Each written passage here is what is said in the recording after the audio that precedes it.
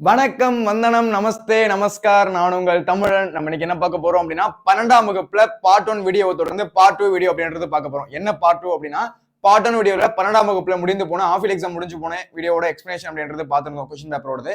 இப்போ அதை தொடர்ந்து என்ன பார்க்க போறோம் அப்படின்னா பார்ட் 2ல இருக்கக்கூடிய அடுத்து இருக்கக்கூடிய வீடியோக்கான எக்ஸ்பிளேஷன் அப்படின்றது பார்க்க போறோம். அதுக்கு முன்னாடி என்ன பார்த்தோம் அப்படின்னா கடையேழு விலர்கள் பாரி ஓரி அவரை பத்தி பாத்துருந்தோம். ஓகேவா? அந்த வீடியோ யாராச்சும் பார்க்காம இருக்கீங்க அப்படின்னா அந்த வீடியோ பாத்துருங்க. இதான் நம்ம சேனலுக்கு யாராச்சும் ஃபர்ஸ்ட் டைம் வந்திருக்கீங்க அப்படின்னா சப்ஸ்கிரைப் பண்ணல அப்படின்னா சப்ஸ்கிரைப் பண்ணிக்கோங்க. அப்பதான் பப்ளிக் எக்ஸாம் போடக்கூடிய வீடியோஸ் அப்படின்றது நோட்டிபிகேஷன் வரும். அதனால யாராச்சும் சப்ஸ்கிரைப் பண்ணாம வீடியோ பாத்துட்டீங்க அப்படின்னா உடனே சப்ஸ்கிரைப் பண்ணிக்கோங்க. அதே மாதிரி லைக் பண்ணாம யாராச்சும் வீடியோ பாத்துட்டீங்க அப்படின்னா லைக் ஒன்று தட்டி விட்டுருங்க.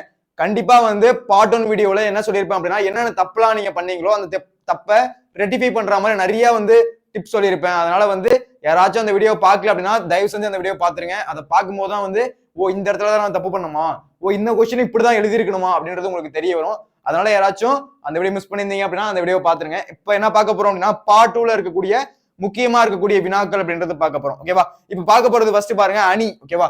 பொருள் வேற்றுமை அணி, நிரல் நிறை அணியை விளக்குக அப்படின்னு கேட்டிருக்காங்க. பிரிவு 3ல பார்க்க போறோம். இதுல 3 கொஸ்டின். ஓகேவா?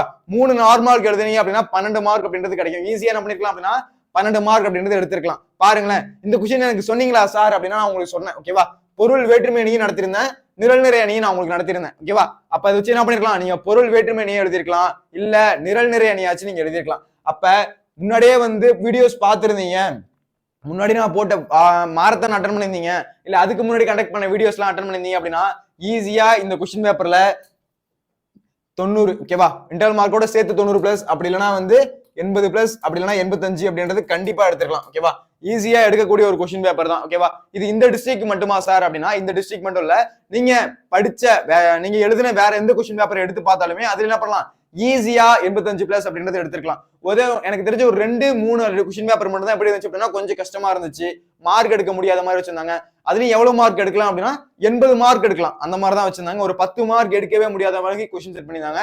மத்தபடி என்ன பண்ணிருக்கலாம், 80 மார்க் அப்படின்றது எடுத்துக்கலாம். ஆனா இந்த மாதிரி கொஸ்டின் பேப்பர் உள்ளதுல ஈஸியா என்ன பண்ணிக்கலாம் அப்படின்னா எனக்கு தெரிஞ்சு கரெக்டா 85 பிளஸ் அப்படின்றது அசால்ட்டா எடுத்துக்கலாம். ஓகேவா? ஓகே, பார்க்க போறது ஃபர்ஸ்ட் நம்ம பார்க்க போறது என்ன அப்படின்னா பொருள் வேற்றுமை அணினா என்ன, அதுக்கப்புறம் அப்படி இல்லை அப்படின்னா நிரல் நிறை அணி அப்படின்னா என்ன அப்படின்றத பார்க்க போறோம். ஃபர்ஸ்ட் நம்ம பொருள் வேற்றுமை அணி அப்படின்னா என்னன்னு பார்க்கலாம். ஃபர்ஸ்ட் பொருள் வேற்றுமை அணி அப்படின்னா பாருங்களேன், இது ஒரு இலக்கணத்துல இருந்து ஒரு கொஸ்டின் கேட்டுறாங்க. இருவேறு பொருளுக்கிடையே ஒற்றுமையை கூறி, முதலில் ஒற்றுமையை கூறிய பின் வேற்றுமையை காட்டுவது. ஃபர்ஸ்ட் என்ன பண்ணுவாங்க அப்படின்னா ரெண்டுத்துக்கு இருக்க ஒற்றுமையை சொல்லுவாங்க, ரெண்டுத்துக்கு இருக்க ஒற்றுமையை சொல்லிட்டு பின்னாடி என்ன பண்ணுவாங்க அப்படின்னா அப்படியே இதுக்கு இது வேற்றுமையா இருக்கு, இதனாலதான் இந்த விஷயம் வேற்றுமையா இருக்கு அப்படின்னு சொல்றது என்ன சொல்றாங்க அப்படின்னா பொருள் வேற்றுமை அணி அப்படின்னு சொல்றாங்க.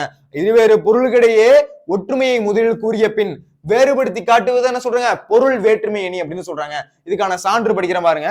உங்களுடைய உயர்ந்தோர் தொலைவிலங்கி எங்களுடைய ஞாலத்தை இருளகற்றும் ஆங்கவற்றுள் மின்னேர் தனியாளி வெங்கதிரன்று ஏனையது தண்ணீர் இல்லாத தமிழ் அப்படின்ற ஒரு சான்று. ஓகேவா? அப்ப ஃபர்ஸ்ட் என்ன பண்ணணும், இலக்கணம். ஓகேவா? அப்ப இந்த பொருள் வேற்றுமைனா என்ன அப்படின்றத ஃபர்ஸ்ட் எழுதணும். அதை எழுதிட்டு சான்று, அதுக்கு என்ன சான்று இருக்கு அப்படின்றத எழுதணும். உங்களுடைய உயர்ந்தோர் தொலைவிலங்கி ஏங்களுடைய ஞாலத்தை இருளகற்றும் ஆங்கவற்றுள் மின்னேர் தனியாளி வெங்கதிரொன்று ஏனையது தண்ணீர் இல்லாத தமிழ் அப்படின்ற பாடல் எழுதணும். அந்த பாடல் எழுதி என்ன பண்ணணும், அதுக்கப்புறம் தான் நீங்க என்ன சொல்ல வரீங்க, அதுல என்ன மைய கருத்து இருக்கு அப்படின்றத குறிப்பிடணும். அப்ப எப்பயுமே ஒரு அணி எழுதுறீங்க அப்படின்னா ஃபர்ஸ்ட் அந்த அணினா என்ன, அப்ப பொருள் வேற்றுமைனா என்ன அப்படின்றத ஃபர்ஸ்ட் பாயிண்டா எழுதணும். அதை எழுதிட்டு அதுக்கு ஏதாச்சும் சான்று இருக்கு அப்படின்னா அந்த சான்று எழுதணும். கண்டிப்பா அதுக்கு ஏதாச்சும் சான்று இருக்கு அப்படின்னா அந்த சான்று எழுதணும். அதுக்கப்புறம் அதுக்கான விளக்கம் என்ன அப்படின்றது எழுதணும். அப்ப இந்த சான்று அப்படின்றத நீங்க கண்டிப்பா எழுதிருக்கணும். உங்களுடைய உயர்ந்தோர் தொலைவிலங்கி எங்களுடைய ஞாலத்தை இருளகற்றும் ஆங்கவற்றுள் மின்னேர் தனியாளி வெங்குதிரன்று இணையது தண்ணீர் இல்லாத தமிழ் அப்படின்றத எழுதணும். புரியுதா? அதுக்கடுத்து பாருங்க பாடலோட பொருள் அப்படின்றது பாருங்க முக்கியமான ஒண்ணு. இதுல பாருங்களேன், மக்களால் போற்றப்பட்டு உயர்ந்த மலைகளுக்கு இடையே தோன்றி கடலால் சூழப்பட்ட உலகத்தின் புற இருளை அகற்றுவது ஒன்று. பொதிகை மலையில் தோன்றி சான்றோரால் தொழப்பட்டு மக்களிடம் அறியாமை என்னும் மக இருளை போக்குவதோடு ஒப்புமை இல்லாததாக இருப்பது இன்னொன்று. இருளை போக்கும் இவ்விரண்டையும் ஒன்று ஒளிர்கின்ற கதிரவன், இன்னொன்று தனக்கு நிகழாத தமிழ். அதாவது மக்களால போற்றப்பட்டு உயர்ந்த மலைகளுக்கு இடையே நம்ம முன்னாடி ஒன்று சொல்லியிருந்தோம். ஓகேவா? மக்களால போற்றப்பட்டு என்னது 2 மலை. ஓகேவா? 2 மலைக்கு நடுவில் என்ன இருக்கு, சூரியன் அப்படின்றது இருக்கா. அப்ப மக்களால போற்றப்பட்டு 2 மலைக்கிடையே தோன்றியது சூரியன். அதாவது இதை சொல்றாங்க, அதாவது ஞாயிறை சொல்றாங்க. அப்ப மக்களால் தோற்றப்பட்டு உயர்ந்த மலைகளிடையே தோன்றி கடலால் சூழப்பட்ட உலகத்தின் புற இருளை அகற்றுவது. அதாவது கடலால் சூழப்பட்டது இந்த உலகம். ஓகேவா? அந்த உலகத்தோட புற இருள், அந்த புற இருள் அகற்ற வந்தது எது? அந்த சூரியன் அப்படின்ற ஒரு விஷயத்த சொல்லிட்டு பொதிகை மலை அதே மாதிரி இது எப்படி மலையில தோணுச்சோ அதே மாதிரி பொதிகை மலையில சான்றோர்களால படிச்சு அறிவை வந்து கொடுத்தது இது நம்மளோட தமிழ் மொழி அப்படின்ற ரெண்டாவதா சொல்றாங்க பாருங்க. பொதிகை மலையில தோன்றி சான்றோரால் தொடப்பட்டு, பொதிகை மலையில தோன்றின சான்றோரால் தொழப்பட்டு மக்களின் அறியாமை என்னும் அகையிருளை போக்குவதோடு ஒப்புமை இல்லாததாக இருப்பது இன்னொன்று. அப்ப என்ன பண்றாங்க? தமிழுக்கும் சூரியனுக்கு என்ன பண்றாங்க? ரெண்டுத்துக்கும் உள்ள ஒப்புமையை கூறிட்டு கடைசியா ஒரு வேற்றுமையை சொல்றாங்க. அதனால என்னது? இது பொருள் வேற்றுமை அணி அப்படின்னு சொல்றாங்க. புரியுதா? பொருள் வேற்றுமைன்னா ஒண்ணும் இல்ல, ஃபர்ஸ்ட் ரெண்டு விஷயத்தை ஒற்றுமையா கூறிட்டு கடைசியை வேறுபடுத்தி காட்டுவாங்க. அதுதான் என்னது? பொருள் வேற்றுமை அணி அப்படின்றது. அப்ப ஃபர்ஸ்ட் என்ன பண்றாங்க? ரெண்டு மலைகளுக்கு இடையே சூரியன் என்ன பண்றாங்க? ஃபர்ஸ்ட் ஒற்றுமையா சொல்லிட்டு தமிழையும் ஒற்றுமையா சொல்லிட்டு கடைசியில வந்து என்ன பண்றாங்க? ஒரு வேற்றுமையை சொல்றாங்க. அதுதான் என்னது? பொருள் வேற்றுமை அப்படின்றது. அப்ப ஒப்புமை இல்லாதவங்க இருப்பது இன்னொன்னு. இருளை போக்கும் இவ்விரண்டில் ஒன்று ஒளிர்கின்ற கதிரவன், இன்னொன்னு தமிழ் அப்படின்றத சொல்றாங்க. புரியுதா? அப்ப பொருள் வேற்றுமை அப்படின்னா என்னன்னு கிளியர் ஆகணும். ஓகேவா? அடுத்து பாருங்க, பொருத்தம். தமிழுக்கும் கதிரவனுக்கும் இடையே உள்ள பயன் சார்ந்த ஒற்றுமையை முதலில் கூறி அவற்றுள் தமிழ் தண்ணீர் இல்லாத என்ற தன்மையை பின்னர் வேறுபடுத்தி காட்டுவதால் இது பொருள் வேற்றுமை. அப்ப தமிழுக்கும் கதிரவனுக்கும் என்ன பண்றாங்க? இடையே உள்ள பயன் சார்ந்த ஒற்றுமை, ரெண்டுத்துக்கு இருக்க பயன் சார்ந்த ஒற்றுமையை முதல்ல சொல்லிட்டு அவற்றில் தமிழ் தண்ணீர் இல்லாது என்ற தன்மையை பின்னர் வேறுபடுத்தி காட்டுறதுனால என்னது? இத பொருள் வேற்றுமை அணி அப்படின்னு சொல்றாங்க. இந்த பாயிண்ட் எல்லாருக்கும் புரியுதா? எப்படி பொருள் வேற்றுமை அணி அப்படின்றது சொல்றாங்க அப்படின்றது புரியணும். தமிழுக்கு கதிரவனுக்கு இடையே பயன் என்ன இருக்கு அப்படின்றத ஃபர்ஸ்ட் சொல்லிட்டு கடைசியா தமிழ் வந்து தண்ணீர் இல்லாத தமிழ் அப்படின்னு முடிக்கிறாங்க. அப்ப ரெண்டுத்துக்குள்ள ஒற்றுமையை ஃபர்ஸ்ட் சொல்லிட்டு கடைசியா வேறுபடுத்தி காட்டுறதானது அதுதான் பொருள் வேற்றுமை அணி அப்படின்னு சொல்லுவாங்க. பாயிண்ட் புரியுதா? பொருள் வேற்றுமை அணி அப்படின்றது கிளியர் ஆகுதா? அதுக்கு அடுத்து பாருங்க, அதுக்கு அடுத்து பார்க்க போறது நிரல் நிறை அணி. அதுக்கான சான்று என்ன அப்படின்னா, அன்பும் மரணம் உடைத்தாயின் இல்வாழ்க்கை பண்பும் பயனும் அது அப்படின்ற ஒரு திருக்குறள். அதை வச்சு பாருங்க.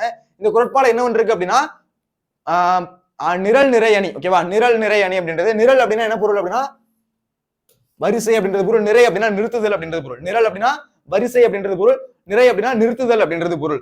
சொல்லையும் பொருளையும் வரிசையா நிறுத்தி அந்த வரிசையை இணைத்து பொருள் கொள்வது நிரல் நிறை அணி. சொல்லையும் பொருளையும் வரிசையா நிறுத்தி, ஓகேவா? சொல்லையும் பொருளையும் வரிசையா நிறுத்தி அதனால அவ்வரிசைப்படி இணைத்து பொருள் கொள்றதானது அதுதான் நிரல் நிறை அணி அப்படின்னு சொல்றாங்க. அதுக்கான பாடலோட பொருள் அப்படின்றத பாருங்களேன். இல்வாழ்க்கை பாருங்க, நல்லா பாருங்க. இல்வாழ்க்கை அன்பும் பண்பும் அரணும் பயனும் இப்படிதான் வரும். அப்ப இல்வாழ்க்கை என்பது அன்புக்கு பண்பும், அன்பும் அரணும் உடையதாக விளங்குமானால் அந்த வாழ்க்கையின் பண்பும் பயனும் அது. அப்ப அன்பும் என்னது? இல்வாழ்க்கை அப்படின்றது அன்பும் மரணம் உடையதா இருந்துச்சுன்னா, இல்வாழ்க்கை அப்படின்றது அன்பு மரணம் உடையதா இருந்துச்சு அப்படின்னா அதோட வாழ்க்கையோட பண்பு பயனும் அதுவாதான் இருக்கும். விலங்குமா இருந்துச்சுன்னா அந்த வாழ்க்கையோட பண்பு பயனும் அதுவாதான் இருக்கும் அப்படின்றத சொல்றாங்க. புரியுதா? நிரல் நிறை அணினா ஒன்றும் இல்ல, நிரல்னா வரிசை, நிறைன நிறுத்துதல் அப்படின்றது பொருள். அப்ப சொல்லையும் பொருளையும் வரிசையா நிறுத்தி அந்த வரிசைப்படி இணைத்து பொருள் கொள்றதுதான் இது அதுதான் நிரல் நிறை அணி அப்படின்னு சொல்றாங்க. அப்ப பாடலோட பொருள் என்ன? இல்வாழ்க்கை அன்பு மரணம் உடையதாக விளங்குமானால், அப்ப இல்வாழ்க்கை அன்பு மரணம் உடையதாக விளங்குமானால் அந்த வாழ்க்கையின் பண்பும் பயனும் அது அப்படின்னு சொல்றாங்க. அப்ப பாடலோட பொருள் அப்படின்றது புரிஞ்சிருக்கணும். அடுத்து பார்க்க போறது அணி பொருத்தம். அணி பொருத்தத்தை பாருங்களேன். இந்த குறள்ல அன்பு மரணம் என்ற சொற்களை வரிசையாக நிறுத்தி, இந்த குறள்ல அன்பும் அறமும் அப்படின்ற சொற்களை என்ன பண்றாங்க? வரிசையா நிறுத்துறாங்க. அன்பும் பண்பும் அப்படின்ற சொற்களை வந்து வரிசையா நிறுத்துறாங்க. அன்பும் அரணும் அப்படின்ற சொற்கள் என்ன பண்றாங்க? வரிசையா நிறுத்துறாங்க. அதுல பண்பும் பயனும் என்ற சொற்களை முறையாக கூறியுள்ளமையால் இது நிரல் நிறை அணி. அவ்வளவுதான். நிரல் என்றால் நிறுத்துதல், நிரல் என்றால் வரிசை, நிறை என்றால் நிறுத்துதல். அதுதான் அன்பு மரணம் உடைத்தாயின் இல்வாழ்க்கை பண்பும் பயனும் அது.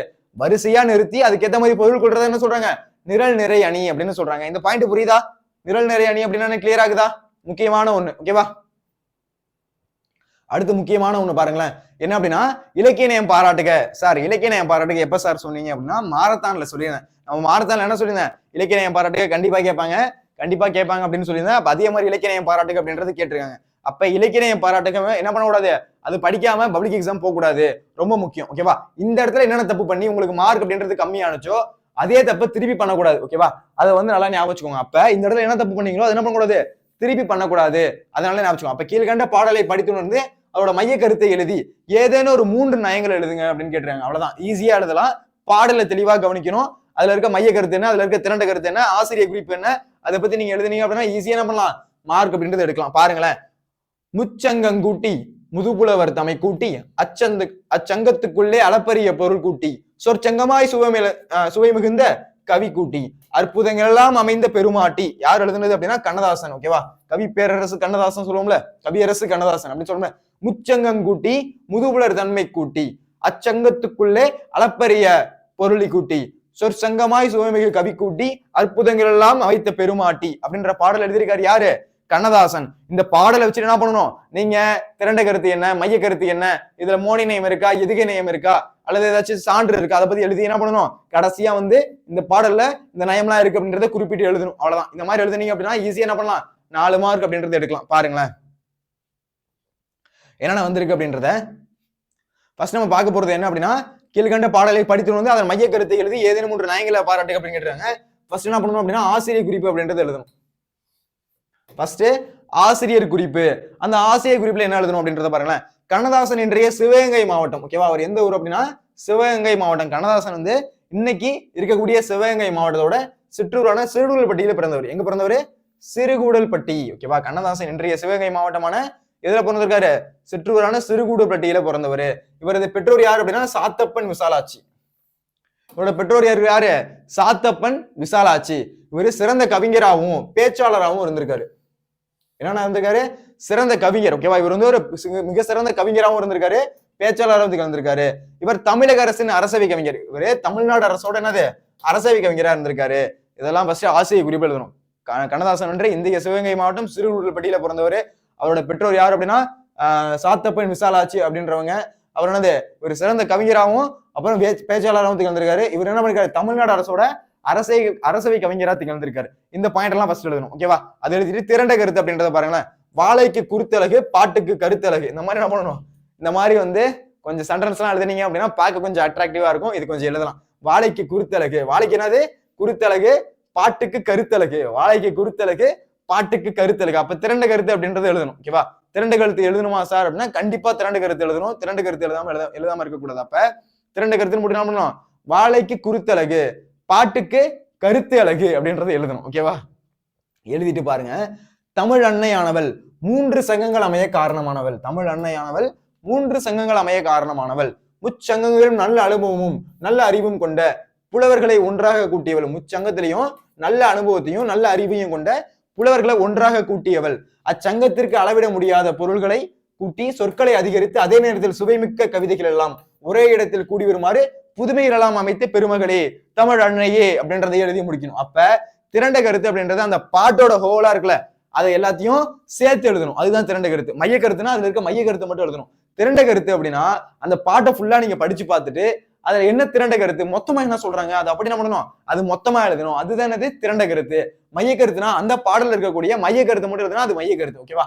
அப்ப திரண்ட கருத்துன்னு எழுதணுமா அப்படி என்ன பண்ணணும்? அப்ப இருக்கிறத மொத்தத்தையும் படிச்சு அதுல இருந்து திரண்ட கருத்து அப்படின்றது எழுதணும். அப்ப தமிழ் அன்னை அவள் 3 சங்கங்கள் அமைய காரணமானவ, முச்சங்கில் நல்ல அனுபவமும் நல்ல அறிவும் கொண்டவ, புலவர்களை ஒன்றாக கூடியவ, சங்கத்திற்கு அளவிட முடியாத பொருள்களை கூட்டி சொற்களை அதிகரித்து அதே நேரத்துல சுவைமிக்க கவிதைகள் எல்லாம் ஒரே இடத்தில் கூடி வருமாறு புதுமைகள் எல்லாம் அமைத்த பெருமகளே தமிழ் அன்னையே அப்படின்னு எழுதுறாங்க. ஓகேவா? மைய கருத்து பாருங்க.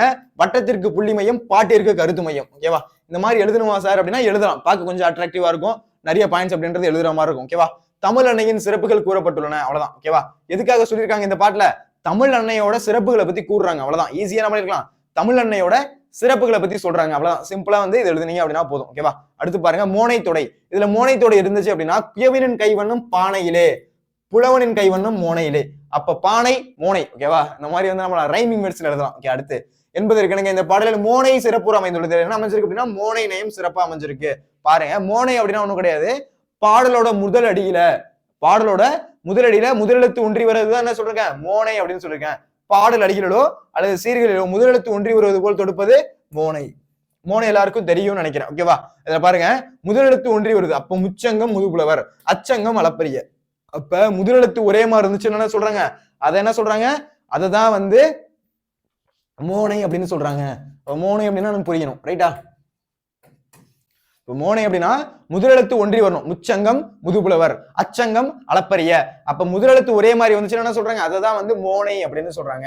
புரியுதா? அப்ப மோனை அப்படின்னா முதலெழுத்து ஒன்றி வரணும். அததான் மோனை அப்படின்னு சொல்றாங்க. எதுகை அப்படின்னா 2ஆம் எழுத்து ஒன்றி வருவதை எதுகைன்னு சொல்லுவாங்க. எதுகை அப்படின்னா பாருங்களேன், எதுகை தொடை அப்படின்றத பாருங்க. பாடல் அடிகளிலோ அல்லது சீர்களிலோ 2ஆம் எழுத்து ஒன்றுவது போல் ஒன்றி தொடுப்பது எதுகை. அப்ப பாடல் அடியில இல்ல சீர்ல 2ஆம் எழுத்து, ஓகேவா, 2ஆம் எழுத்து ஒன்றி வருவது என்ன சொல்றாங்க? எதுகை அப்படின்னு சொல்றாங்க. இயற்கைக்கு அழகு பொய்கை.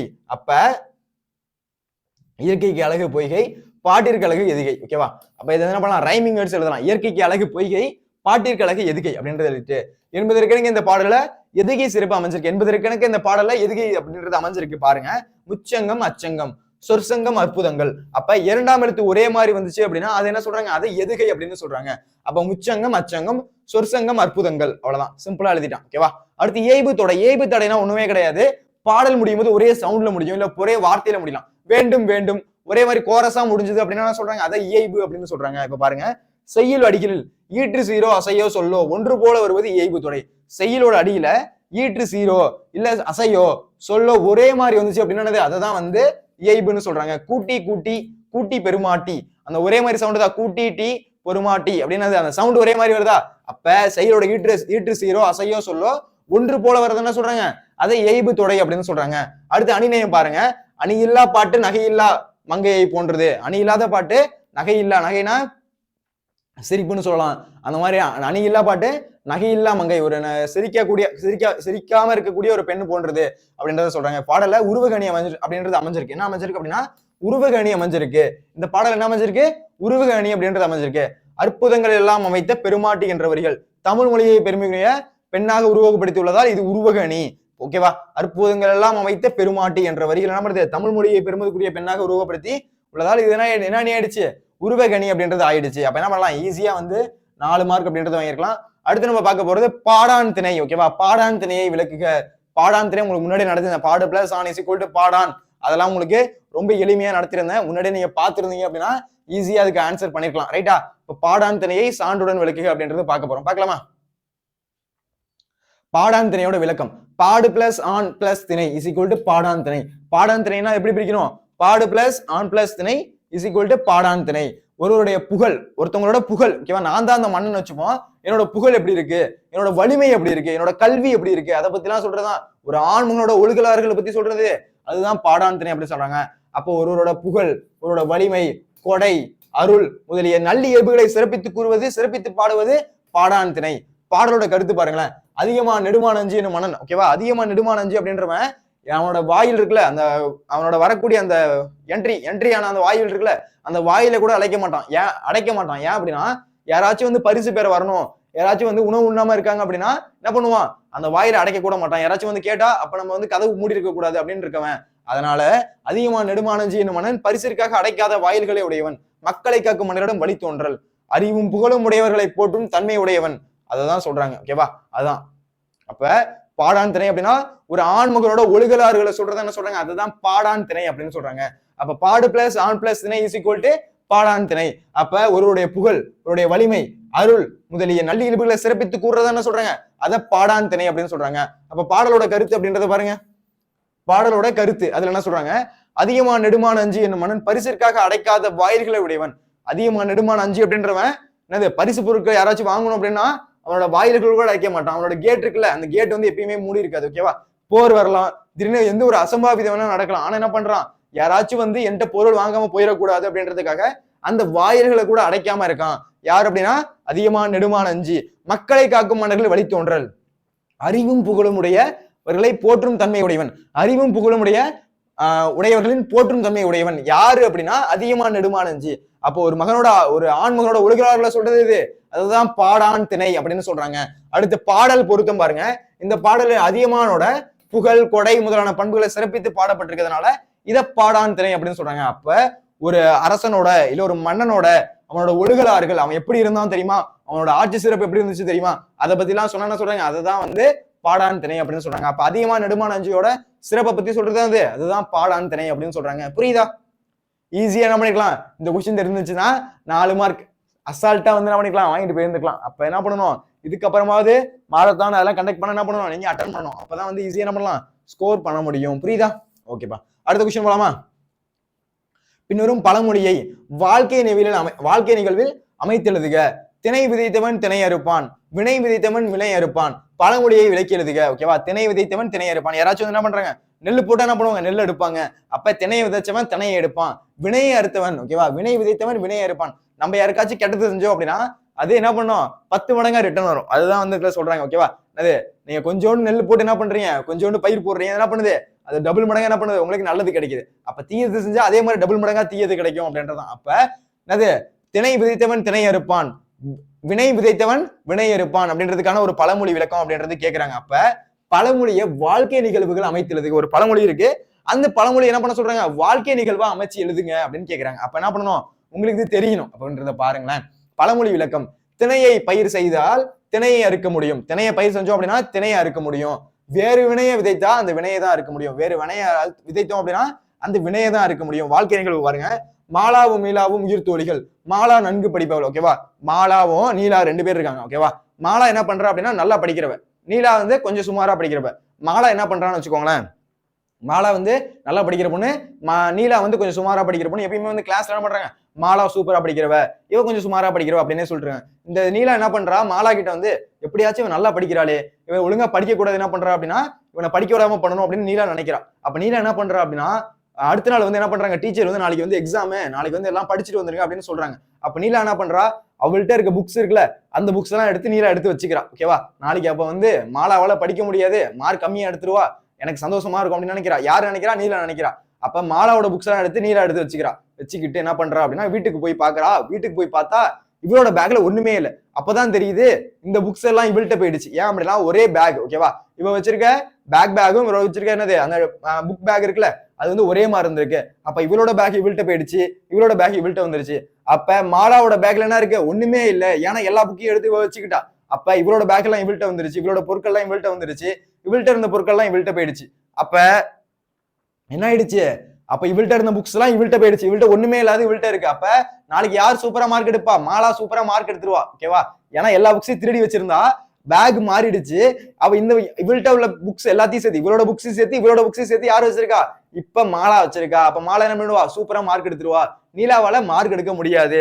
அப்ப என்ன பண்றாங்க, நைட்டு வந்து சோகமா உட்காந்துருக்கா, நீலா உட்காந்துருக்கா. அவங்க வீட்டுல வந்து அவங்க அம்மா கேக்குறாங்க, ஏன் இப்படி இருக்கு அப்படி. இப்போ இந்த மாதிரி வந்து நான் அதை ஏமாத்தலாம், அவளை வந்து நான் பழி வாங்கலாம்னு நினைச்சேன், கடைசியில பார்த்தா பேக் மாறிடுச்சு, இப்ப என்ன பண்றதுன்னு தெரியல அப்படின்னு சொன்னோன்னே அப்பதான் சொல்றாங்க, என்னது, வினை விதைத்தவன் வினை அறுப்பான் அப்படின்னு அவங்க அம்மா சொல்றாங்க. அப்ப யாருக்கும் கெட்டது செஞ்சிடக்கூடாது அப்படின்றதான் இதுல வரக்கூடிய மைய கருத்து. புரியுதா? அதான் மாலாவும் நீலாவும் உயிர் தோழிகள். மாலா நன்கு படிப்பவள், எனவே அனைவராலும் மதிக்கப்பட்டாள். நீலா சுமாராக படிப்பவள், ஆகவே அளவாகவே மதிக்கப்பட்டாள். நீலாவிற்கு வருத்தத்தை உண்டாக்கியது. என்னது, நீலாவுக்கு வந்து ரொம்ப வருத்தமா இருக்கு. ஓகேவா? மாலாவை வருத்தமடைய வைக்கணும். மாலா வந்து எல்லாரும் சூப்பரா படிக்கிறாங்கன்னு சொல்றாங்களே, அப்ப மாலாவை என்ன பண்ணணும், அவளை வருத்தமடைய வைக்கணும், எப்படியாச்சும் அவளை வந்து கஷ்டப்பட வைக்கணும் அப்படின்னு நினைக்கிறா. அப்படி நினைச்ச உடனே என்ன பண்றா, ஒரு நாள் வகுப்பாசிரியர் வகுப்பில் நாளை தேர்வு நடைபெறும் என்றார். வகுப்பாசிரியர் என்ன பண்றாங்க, நாளைக்கு வந்து எக்ஸாம் நடக்கும் அப்படின்னு சொன்ன உடனே என்ன பண்றாரு, நான் முடிவு செய்து கொண்டேன், மாலாவின் புத்தகம் நோட் ஆகியவற்றை எடுத்து என் பையில் வைத்து விட்டேன். என்னது, மாலாவோட புக்ஸ் எல்லாம் எடுத்து நீலா எடுத்து வச்சுக்கிட்டா. ஓகேவா? வைத்து விட்டேன். மாலை வீட்டுக்கு திரும்பி விட்டோம். இருவரும் இரவு சாப்பிட்டு புத்தகத்தை எடுத்தோம். ஆச்சரியம், பைக்குள் எந்த புத்தகமும் இல்லை. என்ன ஆயிற்று யோசித்தேன். அப்பொழுதுதான் உண்மை தெரிந்தது, எங்களுடைய இருவர் பையும் ஒரே மாதிரி. என் பையை நினைத்து கொண்டு மாலாவின் பையை நான் எடுத்து விட்டேன். மாலா என் பையை எடுத்து விட்டு சென்று விட்டாள். விழித்துக் கொண்டிருந்தேன். அம்மா வந்தார், ஆதரவாய் பேசினார். நடந்ததே சொன்னேன். திணை விதைத்தவன் திணை அறுப்பான், வினை விதைத்தவன் வினை அறுப்பான் அப்படின்னு சொல்லிட்டு உன் அளவில் நடந்து விட்டது, உன்னை மாற்றிக்கொள் என்று அறிவுரை கூறினார். என்ன பண்ணிட்டா, இவளை படிக்க விடாம பண்ணணும்ட்டு இவளோட புக்ஸ் எல்லாம் எடுத்து நீலா வச்சுக்கிட்டா. கடைசியில பார்த்தா பேக் மாறிடுச்சு. அப்ப மொத்த புக்ஸும் வந்து மாலாட்ட போயிடுச்சு. மாலா சூப்பரா மார்க் வாங்கிட்டா. நடிச்சு வினை விதைத்தவன் விதை அறுப்பான் அப்படின்றது இந்த ஒரு கதை மூலமா நமக்கு தெரிஞ்சிருச்சு. கரெக்டா? ரொம்ப ஒரு எளிமையான கேள்வி, ஈஸியா நம்ம பண்ணிக்கலாம், மார்க் அப்படின்றது எடுத்துக்கலாம். ஓகேவா? அடுத்து நம்ம பார்க்க போறது 6 மார்க் அப்படின்றது பார்க்க போறோம். ஓகேவா? நெடுவினா. ஓகேவா? இங்கதான் வந்து சார் மாற்ற சார், இங்கதான் சார் எனக்கு தெரியல, இங்கதான் சார் எனக்கு பிரச்சனையே நடந்துச்சு அப்படின்னு நீங்க நிறைய பேர் சொல்லலாம். ஓகேவா? ரொம்ப வந்து எளிமையா இருக்கக்கூடிய ஒரு பகுதி. ஓகேவா? ஈஸியா 6 மார்க் அப்படின்றது வாங்கிக்கலாம். 18 மார்க் ஈஸியா வாங்கிருக்கலாம். நான் சொன்ன கொஸ்டின்லாம் வந்திருக்கான்னு பாப்போமா? ஃபர்ஸ்ட் பாருங்க, நெடுநல் வாழையில் நக்கீரர் காட்டும் மழைக்கால வர்ணனை நான் சொல்லியிருந்தேன். ஓகேவா? அடுத்து உரிமை தாக்கும் கதையில் சகோதரர் இருவரும் ஒன்றிணையாமல் இருந்தது கதையை தொடர்ந்து எழுதி முடிக்க அப்படின்றது நான் நடத்தல, ஆனா இந்த கொஸ்டின் முக்கியம் அப்படின்னு மட்டும் சொல்லியிருந்தேன். கரெக்டா? இந்த கொஸ்டின் நடத்தல, ஆனா இந்த கொஸ்டின் படிச்சுட்டு போங்க அப்படின்னு என்ன பண்ணியிருந்தேன், ப்ரீவியஸ் கொஸ்டின் அனாலிசிஸ் வச்சு நான் உங்களுக்கு சொல்லியிருந்தேன். அப்ப இந்த கொஸ்டினாச்சும் நீங்க எழுதிருக்கணும். ஓகேவா? அடுத்து பாருங்க, கிராமங்கள் தங்கள் முகவரி இழந்து வருகின்றன. அந்த கொஸ்டினும் சொன்னேன். மகாநடிகரை கண்ட பாலச்சந்திரனோட மன ஓட்டம் நயத்துடன் எழுதுக, இந்த கொஸ்டினும் படிச்சுட்டு போங்கன்னு சொன்னேன். ஓகேவா? அடுத்து எங்க வந்தீங்க அப்படின்னா 2 கொஸ்டினுமே சொன்னேன். அப்ப என்ன பண்ணிருக்கலாம், ஈஸியா 18 மார்க் அப்படின்றது வாங்கியிருக்கலாம். ரைட்டா? ஈஸியா என்ன பண்ணிருக்கலாம், 18 மார்க் அப்படின்றது வாங்கியிருக்கலாம். ஆனா இதை படிக்காம யாராச்சும் 18 கம்மியா வாங்கிருந்தீங்க, 18 அப்படின்னா ஒரு 16 மார்க் வாங்கிக்கலாம், 2 மார்க் எங்கேயாச்சும் குறைச்சிக்கலாம், ரெண்டு நாட்கள்ல ஒரு மார்க் அப்படின்னா ஈஸியா 16 மார்க் அப்படின்றது வாங்கிக்கலாம். கரெக்டா? யார் யாரு நடுவினால எவ்வளவு மார்க் எடுத்தீங்க அப்படின்றதையும் கீழே கமெண்ட் பண்ணுங்க. ஓகேவா? அப்பதான் தெரியும் எவ்வளவு மார்க் எடுத்திருக்கீங்க அப்படின்றது. ஓகேவா? சரி, இப்ப பாக்கலாமா? இதுல ஃபர்ஸ்ட் நெடுநல் வாடிகள் நக்கீரர் காட்டும் மழைக்காரண மனோநிலைகள் என்னென்ன இருக்கு அப்படின்றத பாக்கலாம். 44 ஏ ஐப்பசி கார்த்திகை மாதங்களில் மழை அதிகமாக பொழியும், இப்பருவ காலத்தையும் வளர்ந்து முறை வாடை காலம் என்று அழைத்தனர். ஐப்பசி கார்த்திகை, ஓகேவா? ஐப்பசி கார்த்திகை பார்த்தோம்னா இந்த சரி இந்த நம்ம இருக்கும்ல அந்த மாசம் தான். ஓகேவா? அதுல மழை அதிகமாக பொழியும். என்ன பண்ணும் அப்படின்னா மழை அதிகமா பொழியும். ஓகேவா? நார்மலாக என்ன பண்ணும், ஐப்பசி கார்த்திகை மாசத்துல மழை அடிச்சு ஊத்தும். ஓகேவா? அது தீபாவளி டைம். ஓகேவா? மழை அதிகமாக பொழியும். அப்ப பழந்தமிழ் என்ன சொல்றாங்க, வாடை காலம் அப்படின்னு சொல்றாங்க. ரைட்டா? பழந்தமிழ் என்ன சொல்றாங்க அப்படின்னா அத வாடை காலம் அப்படின்னு சொல்றாங்க. நக்கீரர் இயற்றிய நெடுநல் வாடை எனும் சங்க இலக்கியத்தில் வாடை காலம் அழகாக வர்ணனை செய்யப்பட்டது. நக்கீரர் இயற்றிய நெடுநல் வாடை. ஓகேவா? யார் இயற்றிருந்தப்ப நெடுநல் வாடை இயற்றினது யாரு? நக்கீரர். இந்த பாயிண்ட் முக்கியம். ஓகேவா? நெடுநல் வாடை இயற்றினது யாரு? நக்கீரர். அப்ப நக்கீரர் இயற்றிய நெடுநல் வாடை அப்படின்ற சங்க இலக்கியத்துல வாடை காலம் அப்படின்றது ரொம்ப அழகா வர்ணனை செய்யப்பட்டிருக்கு. அப்ப வாடை காலம் அப்படின்றது ரொம்ப அழகா வர்ணனை செய்யப்பட்டிருக்கு. அடுத்து மலையை வலப்பக்கமாக சூழ்ந்து எழுந்த மேகமானது உலகம் குளிரும் வரை புதிய மலையை பெய்ந்தது. மலையை வலப்பக்கமாக, அப்ப இது முக்கியம், மலையை வலப்பக்கமாக, இந்த பாயிண்ட் பாருங்களேன், மலையை வலப்பக்கமாக வலது பக்கமாக, அப்ப மலையை வலப்பக்கமாக சூழ்ந்து எழுந்த மேகமானது. ஓகேவா? மலையை வலப்பக்கமாக சூழ்ந்து எழுந்த மேகமானது உலகம் குளிரும் மலை புதிய மலையை பொழிந்தது. உலகம் குளிர வரை புதிய மலையை வந்து பொழிஞ்சது. தாழ்வான பகுதிகளில் பெரிய வெள்ளத்தை வெறுத்து வளைந்த கோளை உடைய ஆயர் எருமை பசு ஆடு ஆகிய நிறைகளை வேறு மேடான இடங்களில் மேய விட்டனர். அப்ப அந்த மலையை வலப்பக்கமாக சூழ்ந்த மேகம் என்ன பண்ணுது, நல்ல மழையை வந்து பெய்யுது. அப்ப தாழ்வான பகுதியில பெரிய வெள்ளத்தை வெறுத்து வளைந்த கோடையை உடைய, அப்ப தாழ்வான பகுதியில யார் இருக்கா? ஆயர் இடையர் அப்படின்னா ஒண்ணும் கிடையாது, அந்த ஆடு மாடு மேய்க்கிறவங்க தான் சொல்றாங்க ஆடு இடையர் ஆயர் அப்படிலாம் சொல்றாங்க.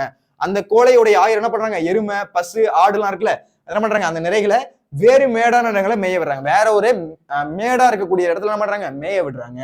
அடுத்து தாம் பழகிய நிலத்தை விட்டு பெயரும் நிலையால் வருத்தம் அடைந்தனர். தன்னோட பழகிய நிலம் இருக்குல்ல, வேற வழி இல்லை, அந்த இடத்த விட்டு நம்ம என்ன பண்ணணும், இடம் பெயர்ந்துதான் ஆகணும். ஏன்னா மழை பொழிஞ்சிட்டு இருக்கு, அது ஃபுல்லா வந்து அழிஞ்சிரும் அப்படின்றது என்ன பண்றாங்க, அந்த இடத்த விட்டு இடம் பெயரணும் அப்படின்றது நினைக்கிறாங்க. ஓகேவா? பாருங்க, அவர்கள் தலையில் சூடி, அப்ப தாம் பழகிய நிலத்தை விட்டு பெயரும் நிலையில் வருத்தம் அடைந்தனர். நம்ம இடத்த விட்டு பிரிந்து செல்லணும் அப்படின்றதுக்கு என்ன பண்றாங்க, மனசு வந்து வருத்தம் அடைகிறாங்க. என்னடா அது, நம்ம இடத்த விட்டு நம்ம பிரிந்து செல்ல போறோம் அப்படின்னு என்ன பண்றாங்க, வருத்தம் அடைகிறாங்க. அவர்கள் தலையில் சூடியிருந்த நீண்ட இதழ்களையுடைய காந்தல் மாலை கசங்கியது. அவங்க தலையில சூடியிருந்த, ஓகேவா, அவங்க தலையில சூடியிருந்த நீண்ட இதழ்களையுடைய காந்தல் மாலை அப்படின்றது கசங்கிடுச்சு. பலருடன் சேர்ந்து கொள்ளி நெருப்பினால் கைகளுக்கு சூடேற்றி போதிலும் அவர்கள் பற்கள் நடுங்கின. பலரோட சேர்ந்து நெருப்பேத்துறாங்க, ஏன்னா மழை பொழிஞ்சுக்கிட்டு இருக்கு, அப்படி குளிர்ல என்ன பண்றாங்க, நடுங்குறாங்க. பலருடன் சேர்ந்து கொல்லி நெருப்பினால் கைகளுக்கு சூடேற்றிய போதிலும் என்ன பண்றாங்க, அந்த குளிர் அடிச்சுன்னா அப்படி பண்ணுவோமா, அப்படிலாம் பண்ணுவோமா, அந்த மாதிரி என்ன பண்றாங்க, கொல்லி நெருப்பு அப்படின்றது ஏத்துனாங்க. யாரெல்லாம் வந்து சின்ன பிள்ளைங்க என்ன பண்ணுவோம் அப்படின்னா, வீட்டுல வந்து அடுப்பு எரியும். ஓகேவா? நான் சின்ன பிள்ளையா இருக்கும்போது என்ன பண்ணுவோம் அப்படின்னா, காலை எழுந்திரிச்சு குளிர்ல போய் இப்படி உட்காந்துருப்பேன். யாரெல்லாம் அந்த மாதிரி குளிர் காஞ்சிருக்கீங்க? ஓகேவா? அப்ப பலருடன் சேர்ந்து கொள்ளி நெருப்பினால் கைகளுக்கு சூடேற்றிய போதிலும் அவரோட பற்கள் அப்படின்றது நடுங்குது. குளிர்ல வந்து பற்கள் நடுங்கல, அப்படி என்ன பண்ணுவோம், பற்கள் வந்து நடுங்குமா, அந்த மாதிரி நடுங்குது. விலங்குகள் குளிர் மிகுதியால் மேய்ச்சலை மறந்தன. அந்த விலங்கு என்ன பண்ணுது, குளிர் அதிகமா இருக்கிறதுனால என்ன மேயணும் அப்படின்றதே மறந்துடுச்சு. அப்ப விலங்குகள் என்ன பண்ணுது, அதோட மேய்ச்சலையே மறந்துடுச்சு. குரங்குகள் வந்து நடுங்குது. ஓகேவா? குரங்குகள் என்ன பண்ணுது, இதே மாதிரி கையை வச்சுட்டு நடுங்கிக்கிட்டு இருக்கு. மரங்களில் தங்கியிருந்த பறவைகள் நிலத்தில் விழுந்தன. மரத்துல தங்கியிருந்த பறவைகள் என்ன பண்ணுது, குளிர் தாங்க முடியாம நிலத்துல வந்து வீழுது. பசுக்கள் பாலுன்னு வந்த கன்றுகளை தவிர்த்தன. என்னது, பால் குடிக்க வந்த கன்றுகள் என்ன பண்ணுது, அந்த பசுக்கள் வந்து ஏன்னா என்கிட்ட பால் குடிக்காத என்ன பண்ணுது, அதை தள்ளி விடுது. மழையை குளிர செய்து போன்றிருந்த அக்குள்ளால் நள்ளிரவு. மழையை குளிர செய்து போன்றிருந்தது அக்குளிர்கால நள்ளிரவு அப்படின்றத சொல்லியிருக்காங்க. ஓகேவா? அப்போ ஒரு சிம்பிளான ஒரு ஈஸியான ஒரு கொஸ்டின். ஓகேவா? இந்த ஒரு கதை மாதிரி ஞாபகம் வச்சிருந்தீங்க அப்படின்னா, இந்த நெடுநல் வாடையில் நக்கீரர் காட்டும் மழைக்கால வர்ணனை அப்படின்றது தெரிஞ்சிருக்கும். ஓகேவா? குரங்கு வந்து நடுங்குது, பறவை வந்து கீழே விழுவுது, இந்த மாதிரி உங்களுக்கு ஈஸியா என்ன பண்ணிருக்கலாம், ஈஸியா வந்து மார்க் அப்படின்றது ஸ்கோர் பண்ணிருக்கலாம். அப்ப இந்த பாயிண்ட்ஸ் அப்படின்றது தெரிஞ்சிருந்துச்சு அப்படின்னா என்ன பண்ணிருக்கலாம், அழகா ஸ்கோர் அப்படின்றது பண்ணியிருந்துக்கலாம். அப்ப வந்து பெருசா கூட இல்ல. ஓகேவா? 2 பக்கம் எழுதணும் அப்படின்னு கூட பக்கமோட அந்த அளவுக்கு தேவையில்ல, ஒரு 1.5 பக்கத்திலே முடிஞ்சிருக்கும். ஓகேவா? ஒரு 11 பாயிண்ட் அப்படின்ற மாதிரி தான் இருந்திருக்கு. ரைட்டா? ஈஸியா என்ன பண்ணிருக்கலாம், ஸ்கோர் அப்படின்றது எடுத்துருக்கலாம். ரைட்டா? சார் இப்பதான் சார் ஃபீல் பண்றேனே, நானு அழகா வந்து முன்னாடி மாரத்தான் அட்டெண்ட் பண்ணியிருந்திருக்கலாம், இல்ல முதல் நாளாச்சு நானாச்சும் கொஞ்சம் சொந்தமா படிச்சிருந்திருக்கலாம். எதுவுமே பண்ணல சார். மார்க் பார்த்தா எனக்கு வந்து 90க்கு 70 தான் சார் வந்திருக்கு. 20 மார்க் போயிடுச்சு சார். 20 மார்க் போனா கூட பரவாயில்ல சார், எனக்கு 60 மார்க் தான் சார் வந்திருக்கு. நிறைய பேர் ஃபீல் பண்றது எனக்கே தெரியுது. என்ன ஒண்ணு அப்படின்னா இந்த இடத்துல முடிச்சுக்கோங்க. என்ன அப்படின்னா இது ஆஃபலி எக்ஸாம், ஓகேவா? ஜஸ்ட் வந்து ரிஹர்சல் மாதிரி தான் எழுதி படுத்திருக்கீங்க. இன்னொன்னு பப்ளிக் எக்ஸாம் இருக்கு. பப்ளிக் எக்ஸாம்ல உங்களால நல்ல ஸ்கோர் அப்படின்றது எடுக்க முடியல அப்படின்னா நல்ல காலேஜ் கிடைக்காது. அதை மனசுல வச்சுக்கோ, ஓகேவா? நீ படிக்க போற அடுத்த 3 மாசம் கஷ்டமா இருக்கும், தூக்கம் வரும், டென்ஷன் ஆகும், படிக்க சொல்லிட்டே இருப்பாங்க.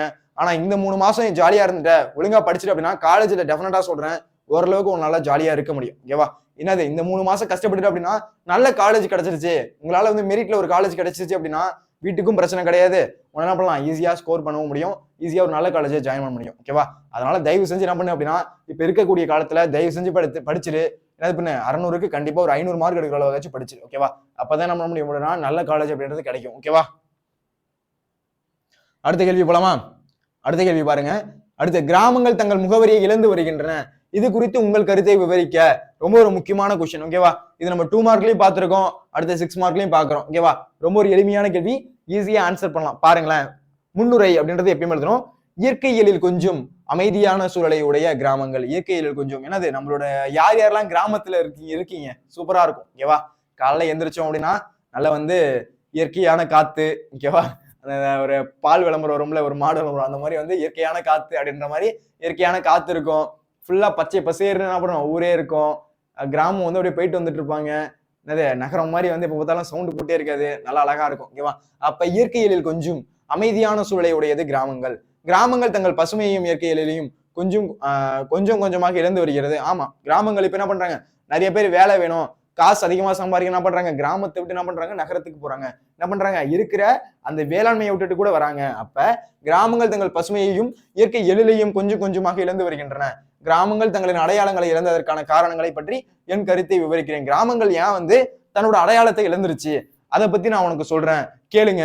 அதுதான் வந்து கட்டுரையா கேட்கிறாங்க, ஓகேவா? அதுதான் கிராமங்கள் தங்கள் அடையாளங்களை இழந்ததற்கான காரணங்களை பற்றி என் கருத்தை விவரிக்கிறேன் அப்படின்றத சொல்லிட்டு வேளாண்மை பொய்த்தது. ரைட்டா? என்னது எல்லா இடத்துலயும் என்ன பண்றாங்க, வேளாண்மை பொய்க்குது. கரெக்டா தண்ணி இல்ல, நிறைய வந்து முதலீடு பண்ணி விவசாயம் செய்ய வேண்டியதா இருக்கு, அதனால வேளாண்மை அப்படின்றது பொய்க்குது. கிராமங்கள் தனிப்பெரும் அடையாளம் வேளாண்மையாகும். கிராமங்களோட தனிப்பெரும் அடையாளம் எது அப்படின்னா வேளாண்மை தான். கிராமங்களோட தனிப்பெரும் அடையாளம் எது, அது வேளாண்மை. பசுமை புரட்சி என்ற பெயரில் உற்பத்தியை பெருக்குவதற்காக செயற்கை உரங்களை விதித்தோம். பசுமை புரட்சி அப்படின்ற பேர்ல என்னது, உற்பத்தி அதிகரிக்கணும் அப்படின்றத என்ன பண்றோம், செயற்கை உரங்களை போடுறோம். ஆனா அப்படி போடுற செயற்கை உரங்களே நமக்கு ஆபத்தா இருக்கு. என்னது, பின்னால வந்து நல்லா விளைய மாட்டுது, அந்த மாதிரி நிறைய பிரச்சனை இருக்கு. அப்ப பசுமை புரட்சி என்ற பேர்ல உற்பத்தியை பெருக்குவதற்காக செயற்கை உரங்களை விதைச்சோம். அதன் விளைவு மண் தன்மை இழந்தது. ஆமா, நம்ம என்ன வந்து அபியூஸ் என்ன பண்றோம், செயற்கை உரங்களை போட அதோட மண் என்ன பண்ணுது, தன்னோட தன்மையை இழந்துகிட்டே வருது. அப்ப அதன் விளைவு என்னது, மண் தன்மையை இழக்குது. வேளாண்மை பொருளோட உற்பத்தி அப்படின்றது குறையுது. ரைட்டா? வேளாண்மை பொருளோட உற்பத்தி அப்படின்றது கம்மியா தான் ஆகுது, ஓகேவா? அப்ப நல்ல மண் வளம் இருந்தாதான் உற்பத்தி அப்படின்றது அதிகரிக்கும். நம்ம என்ன பண்றோம், ஒரே மாதிரி உரத்தை என்னது, அந்த செயற்கை உரத்தை அள்ளி போறோம். யூரியா இருக்கு, பொட்டாஷ் இருக்கு, அப்படி என்ன பண்றோம், அள்ளி போட்டோம் அப்படின்னா அது என்ன ஆகும் அப்படின்னா அந்த மண்ணோட தன்மையை வந்து இழத்துறோம். அந்த மண்ணோட தன்மை இழந்துருச்சு அப்படின்னா அது உற்பத்தி ஆகிற பொருட்கள் அந்த அளவுக்கு குவாலிட்டியாவும் இருக்காது, அந்த அளவுக்கு குவான்டிட்டியும் இருக்காது. அதான் அதோட தன்மை, மண் என்ன பண்ணுது, அதோட தன்மை இழக்குது, வேளாண்மை பொருளோட உற்பத்தியும் குறையுது அப்படின்றத சொல்றாங்க, ஓகேவா? அடுத்து பாருங்க, போதுமான அளவு பருவமழையும் பொய்யாததால் வேளாண்மை கடுமையாக பாதிக்கப்பட்டது. போதுமான அளவு மழை பெய்யல அப்படின்னாலும் என்ன ஆயிரும், நம்மளோட வேளாண்மை அப்படின்றது பாதிக்கப்படும், ஓகேவா? எவ்வளவு நாள் தான் என்ன பண்றது, போர் செட்டை வச்சு தண்ணி இறைக்கிறது.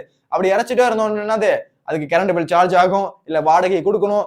பருவமழை பொய்த்திருச்சு அப்படின்னு வச்சுக்கோங்க, பருவமழை பொய்யல அப்படின்னா என்ன ஆயிடும், ஆட்டோமேட்டிக்கா தண்ணி அப்படின்றது கிடைக்காது, ரொம்பவே கஷ்டமாயிரும். அப்ப போதுமான அளவு பருவமழையும் பொய்த்ததால் ஓகேவா, பெய்யாததால் கடுமையாக பாதிக்கப்பட்டது அப்படின்னு சொல்றாங்க. அடுத்து வேலையில்லா திண்டாட்டம். அதை பாருங்க, வேலையில்லா திண்டாட்டம் அப்படின்னா வேலை கிடைக்கல, ஓகேவா? என்னது, அந்த விவசாயத்துல இருந்து போதுமான அளவு பணம் அப்படின்றது கிடைக்கல, அதனால என்ன பண்றாங்க, அந்த இடத்த விட்டு இடம் பெயர்றாங்க.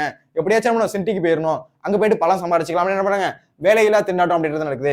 கிராமங்களில் முதன்மையான தொழில் வேளாண்மை, ஓகேவா? கிராமத்தோட முதன்மையான தொழில் எது, வேளாண்மை. வேளாண்மை பொய்த்ததால் பலரும் வேலையில்லா நிலைக்கு தள்ளப்பட்டனர். கிராமத்துல முதன்மையான தொழில் எதுனா வேளாண்மை. வேளாண்மை பொய்த்திருச்சு அப்படின்னா பல வேலையில்லா நிலைக்கு எல்லாரும் என்ன பண்றாங்க, தள்ளப்படுறாங்க. வேலை தேடுவதற்காக கிராமங்களை விட்டு நகரங்களை நோக்கி செல்ல வேண்டிய சூழல் ஏற்படுது. வேலை தேடணும் அப்படின்றது என்ன பண்றாங்க, கிராமத்தை விட்டு நகரங்களுக்கு போறாங்க. சுதந்திரம் பெற்று பல ஆண்டுகள் கடந்து விட்டது, இன்றும் நல்ல பல கிராமங்களோட அடிப்படை வசதிகள் செயல்படுத்தப்படவில்லை. சுதந்திரம் கிடைச்சி நமக்கு பல வருஷம் ஆயிடுச்சு, ஆமா. ஆனா இன்னும் அடிப்படையான வசதி கிராமத்துல இல்ல. இன்னும் நிறைய பேர் வீட்டுல பாத்ரூம் இல்ல, கரெக்டா? கிராமத்துல இருக்கக்கூடிய வீடுகள்ல பாத்ரூம் அப்படின்றது கிடையாது, கரெக்டா? அப்ப சுதந்திரம் பெற்று நமக்கு பல வருஷம் ஆயிடுச்சு. ஆனா இன்னைக்கும் கிராமத்துல அடிப்படை வசதிக்காக ஒரு செயல்படுத்துறதுக்கு என்னது ஒரு அடிப்படை வசதி கூட கிடையாது அப்படின்றத சொல்றாங்க. அப்ப என்னது பாருங்க, போதுமான அளவு பருவமழை பொய்த்ததால என்ன பண்றது, வேளாண்மை கடுமையா பாதிக்கப்பட்டுருச்சு, வேலையில்லா திண்டாட்டம் அப்படின்றது ஏற்படுது. கிராமங்கள் முதன்மையான தொழில் வேளாண்மை, வேளாண்மை பொய்த்ததுனால என்னது பலரும் வேலையில்லா நிலைக்கு தள்ளப்படுறாங்க. வேலை தேடுறதுக்காக என்ன பண்றாங்க, கிராமங்களை விட்டு நகரத்துக்கு நோக்கி போறாங்க. அதனால சுதந்திரம் பெற்று பல வருஷம் ஆயிடுச்சு, ஆனா இன்னும் கிராமத்தோட அடிப்படை அப்படின்றது வசதிகளோட செய்யப்படல. நகரமயமாதல் அதுல என்ன குறிப்பிடுறாங்க அப்படி பாருங்க, நாட்டை வளர்ச்சி பாதையில் கொண்டு செல்ல வேண்டும் என்பது அனைவரோட நோக்கமாக உள்ளது. நாட்டை வளர்ச்சி பாதையில கொண்டு போகணும் அப்படின்றது அனைவரோட நோக்கமா இருக்கு. எனவே கிராமங்கள் அனைத்தும் நகரங்களாக மாறிவிடுறாங்க. அதனால என்ன பண்றாங்க, கிராமங்களை நகரமா மாத்துறாங்களாம். ஓகேவா, விளைநிலங்கள் யாவும் வீட்டு மனைகளாக விற்பனை செய்யப்படுகின்றன. ஆமா, என்ன பண்றாங்க, விளைநிலங்கள் என்ன பண்றாங்க, இப்ப பெருசா அமௌண்ட் வரல சார், வித்தா எனக்கு என்னது இவ்வளவு அமௌண்ட் வந்துடும். ஓகேவா, அதனால என்ன பண்றாங்க, அந்த பிளாட் போட்டு வித்துறாங்க. என்ன பண்றாங்க, பிளாட் போட்டு வித்துறாங்க. விவசாயிகளும் தங்கள் வருவாய்க்காக வேறு வழியின்றி தங்கள் நிலங்களை விற்பனை செய்யறாங்க. வேற வழி இல்ல. ஓகேவா, அவங்களுக்கு காசு வேணும், வேற வழி இல்ல, என்ன பண்றாங்க, அந்த விளைநிலத்தை என்ன பண்றாங்க, விற்கிறாங்க. அதனால விவசாயிகள் தங்கள் வருவாய்க்காக என்ன பண்றாங்க, வேறு வழியின்றி நிலங்களை விற்கிறாங்க அப்படின்னு சொல்றாங்க. அடுத்து முடிவுரை பாருங்க, கிராமங்கள் வெறும் வாழ்விடங்கள் இல்லை, கிராமம் வெறும் வாழ்ற இடம் மட்டும் கிடையாது. கிராமங்கள் நம் நாட்டின் அடையாளங்கள், இயற்கையின் அங்கங்கள் என்பதை நாம் உணர வேண்டும். கிராமம் என்னது, நம் பண்பாட்டோட அடையாளம். ஓகேவா, நம்மளோட பண்பாட்டோட அடையாளம். நம்மளோட தமிழர் திருநாள் சொல்றோமா, பொங்கல் விழா, என்னதான் நம்ம சொன்னாலும் காசு இல்லைன்னா என்ன பண்ணுவாங்க, ரைட்டு தானே, வேற வழி இல்லை, அடுத்த வேலை சாப்பிடணும்ல, அதனால ஏதாச்சும் ஒண்ணு பண்ணிதான் அப்படின்னு என்ன பண்றாங்க, தன்னோட பண்பாட்டு அடையாளங்கள் இயற்கையின் அங்கங்கள் என்பதை நான் உணரணும். இந்தியாவின் வளர்ச்சி அப்படின்றது லட்சக்கணக்கான கிராமங்களோட வளர்ச்சி. இந்தியாவோட வளர்ச்சி அப்படின்றது லட்சக்கணக்கான கிராமங்களோட வளர்ச்சி அப்படின்றதுல காந்தியர்கள் பொன்மொழியை பின்பற்றி வாழ வேணும் அப்படின்றத சொல்லி முடிக்கிறாங்க. ஓகேவா, இந்த கொஸ்டினும் அழகா என்ன பண்ணிருக்கலாம், ஈஸியா எழுதி இருந்திருக்கலாம். அந்த கொஸ்டின் எழுதல அப்படின்னா கூட அடுத்து வர கொஸ்டினாச்சும் எழுதிருக்கலாம். ஓகேவா, நான் இதை வந்து நான் என்ன உங்களுக்கு பிக்சர்ஸ் வச்சு அழகா பொறுமையா உங்களுக்கு சொல்லி கொடுத்துருந்தேன். ஓகேவா, அந்த கொஸ்டின் எழுத முடியல அப்படின்னா கூட பரவாயில்ல, இந்த கொஸ்டினாச்சும் எழுதிருக்கணும். இந்த கொஸ்டின் இருக்கிறதுல எளிமையான ஒரு கொஸ்டின், அதை நான் உங்களுக்கு கதை மாதிரி சொல்லியிருந்தேன். ரைட்டா, பாருங்க, மகா நடிகரை கண்ட பாலச்சந்திரன் மன ஓட்டம். பாலச்சந்திரன் அப்படின்றவரு என்ன பண்ணிருக்காரு அப்படின்னு வச்சுக்கோங்களேன், சின்ன வயசுல குரல் விட்டு திரிந்தவர். அந்த சிடி இருக்குல்ல, சிடி, அதை வந்து விட்டு திரிந்தவர். என்ன பண்றாரு, நம்ம சிவாஜி கணேசன் அவரை பார்த்து வியந்த ஒரு விஷயம், அவரோட வீட்டுக்கு போனப்ப எப்படி இருந்துச்சு, அவர் வந்து எப்படி ஒரு என்னோட வயலுக்கு வந்தாயா அந்த மாதிரி அந்த தோற்றத்துல வீரபாண்டிய கட்டபொம்மனோட தோற்றத்துல அந்த சொன்ன அந்த டயலாக் எல்லாம் எப்படி இருந்துச்சு, அதை பத்தி விவரிக்கக்கூடிய ஒரு கதை, ரொம்ப ஒரு முக்கியமான கதை. அவர் எப்படி அந்த கம்பீரமான தோற்றத்துல அவர் நடக்கும்போது அவரோட தோல் எப்படி சரிஞ்சுது, அதை பத்தி எல்லாம் வந்து சூப்பரா வந்து எழுதியிருப்பாரு. யார் அப்படின்னா பாலச்சந்திரன், அவரை பத்தி தான் இன்னைக்கு பார்க்க போறோம். ஓகேவா, ஓகே, இதான் நம்ம சேனலுக்கு யாராச்சும் ஃபர்ஸ்ட் டைம் வந்திருக்கீங்க அப்படின்னா வெல்கம் டு வேதாந்த சேனல். சப்ஸ்கிரைப் பண்ணாம யாராச்சும் வீடியோ பார்த்துட்டு இருக்கீங்க அப்படின்னா சப்ஸ்கிரைப் பண்ணிக்கோங்க. அப்பதான் பப்ளிக் எக்ஸாம் போடக்கூடிய வீடியோஸ் வந்து நோட்டிபிகேஷன் வரும். அதனால யாராச்சும் சப்ஸ்கிரைப் பண்ணாம வீடியோ பார்த்துட்டு அப்படின்னா உடனே சப்ஸ்கிரைப் பண்ணிக்கோங்க. அப்பதான் வந்து உங்களுக்கு பப்ளிக் எக்ஸாம் போடக்கூடிய வீடியோஸ் அப்படின்றது நோட்டிபிகேஷன் வரும். ஓகேவா, லைக் பண்ணாம யாராச்சும் வீடியோ பாக்குறீங்க அப்படின்னா லைக் ஒன்று தெரிவிட்டுருங்க. ஓகேவா, முன்னுரை அப்படின்றத பார்க்க பாருங்களேன். நடிப்புலகின் சக்கரவர்த்தி, அவர் என்ன சொல்றாங்க அப்படின்னா நடிப்புலகோட சக்கரவர்த்தி, எல்லோரும் வியக்கின்ற மகத்தான நடிகர் சிவாஜி கணேசன். எல்லாரும் வந்து வியப்பாங்க, எப்படி அவர் நடிக்கிறாரு, எப்படி இந்த ஆக்ஷன் பண்றாரு அப்படின்னு பண்றாங்க, எல்லாரும் வியக்குறாங்க. அப்ப எல்லோரும் வியக்கின்ற மகத்தான நடிகர் யாரு, சிவாஜி கணேசன் அவர்கள். தான் ஏற்றுக்கொண்ட கதாபாத்திரம், அவர் ஒரு ரோல் எடுக்கிறாருன்னு வச்சுக்கோங்களேன், அந்த ரோலாவே மாறி வரும். ஒரு அரசன் கதாபாத்திரமா வராரு அப்படின்னா ஒரு முழு அரசன் எப்படி இருப்பானோ, ஒரு முழு அரசன் எப்படி இருப்பானோ அதே மாதிரியே மாறிடுவார். அதான் தான் ஏற்றுக்கொண்ட கதாபாத்திரத்துக்கு உயிரளித்தது, தன் வசனத்திலும் உடல் அசைவுகளாலும் உருட்டு விழி நகர்வாலும் காண்பவர்களை கட்டி போடுகின்ற கலைஞர். ஓகேவா, அவர் எப்படி இருப்பாராம், அவர் ஒரு டயலாக் எடுக்கிறாரு இல்ல ஒரு கதாபாத்திரம் எடுக்கிறாருன்னா அந்த கதாபாத்திரமே வாழ்வாராம். அதான் தன்னோட உடல் அசைவு உருட்டு விழி நகர்வு, அதனோட உடல் அசைவு எப்படி இருக்கு, உருட்டு விழி நகர்வால பாக்குறவங்களை கட்டி போடுறவரு கலைஞர். நவரச உணர்வுகளை தன்முக குறிப்புகளாலும் உடல் மொழிகளாலும் சிறப்பாக வெளிப்படுத்தி நடித்த மகா நடிகன். நவரச உணர்வுகள், ஓகேவா, அது சிரிப்பு, நகை, கோபம், அழுகை, இது மாதிரி எல்லா உணர்வும் அவருக்கு நல்லா தெரியும். தன்முக குறிப்பாலும் என்னோட முக குறிப்பாலையும் உடல் மொழிகளாலையும் என்ன பண்றது சிறப்பா வெளிப்படுத்தி நடித்தது யாரு, மகா நடிகன். அந்த மகா நடிகரை கண்ட பாலச்சந்திரன் மன ஓட்டம். பாலச்சந்திரன் வந்து அந்த மகா நடிகர். ஓகேவா, சிவாஜி கணேசனை பார்த்ததும் எப்படிலாம் மனசுக்குள்ள இருந்துச்சு அதை வந்து சொல்ல போறாங்க. ஃபர்ஸ்ட் பாருங்க, நினைவலைகள். சென்னையில இருக்கு அவரோட வீடு. அந்த வீடு எப்படி இருக்கு, இவரோட சிவாஜி கணேசன் அவர்களோட வீடு வந்து சென்னையில இருக்கு. பார்க்க வந்து பெரிய அரண்மனை மாதிரி இருக்கு. அவர் என்ன பண்றாரு, பாலச்சந்திரன் வந்து வீட்டுக்கு வராரு. அந்த வீட்டை பார்த்த உடனே அரண்மனை மாதிரி இருக்கு. அவர் என்ன பண்றாரு, அப்படியே கற்பனை உலகத்துல போறாரு. சென்னையில அரண்மனை போன்ற சிவாஜி கணேசன் வீட்டிற்கு பாலச்சந்திரன் அவங்க நண்பர்கள் என்ன பண்றாங்க, ஒன்னா உட்காந்து சாப்பிடுறாங்க. அப்படி சாக்கும் போது இன்னைக்கு மதியானம் சரியா 3 மணி, அவர் என்ன பண்றாரு, பழைய நினைவுக்கு போறாரு. இன்னைக்கு சரியா வந்து மணி 3. என்ன பண்றோம் அப்படின்னா அந்த ரோட்ல என்ன பண்றேன், நான் வந்து குரல் விட்டு திரிந்த பையன், அதை சொல்றாரு பாருங்களேன். 3 மணிக்கு ராதா பிக்சர்ஸ் பேலஸின் வெள்ளி திரையில் தென்னிந்திய திரைப்பட நடிகர் சக்கரவர்த்தி, தமிழ்நாட்டின் பெருமையின் புகழ்பூடி நடிகர் திலகம் சிவாஜி கணேசன் நடிக்கும் தங்கப்பதக்கம் என்று கேரள நகர வீதிகளில் சிவாஜி கணேசனோட பெருமைகளை சொல்லி குரல் விட்டு பிழைத்த அந்த பையன் 18 வயது பாலச்சந்திரன் நினைவுகள் மிதந்தான். அதாவது பாலச்சந்திரன் என்ன சொல்றாரு, இன்னைக்கு வந்து மிக மகா நடிகரான சிவாஜி கணேசன் அவர்கள் இன்னைக்கு நடித்த படம் என்னது அப்படின்னு ஒரு படத்தை வந்து சொல்றாரு. இந்த மாதிரி வந்து அதோட கேரள வீதிகள்ல வந்து இந்த மாதிரி குரல் விட்டு திரிந்த பையன் தான் யார் அப்படின்னா பாலச்சந்திரன், 18 வயது உடையவன். இன்னைக்கு என்ன பண்றாரு அப்படின்னா சாரி அவர் பேர் என்ன, சிவாஜி கணேசன் அவர்களோட வீட்டுல வந்து என்ன பண்றாரு, அவங்களோட நண்பர்களோட வந்து உணவு இருந்துறாங்க. அதை வந்து சொல்றாரு, இந்த மாதிரி என்னோட நினைவலைகள் இந்த மாதிரிலாம் இருக்கு.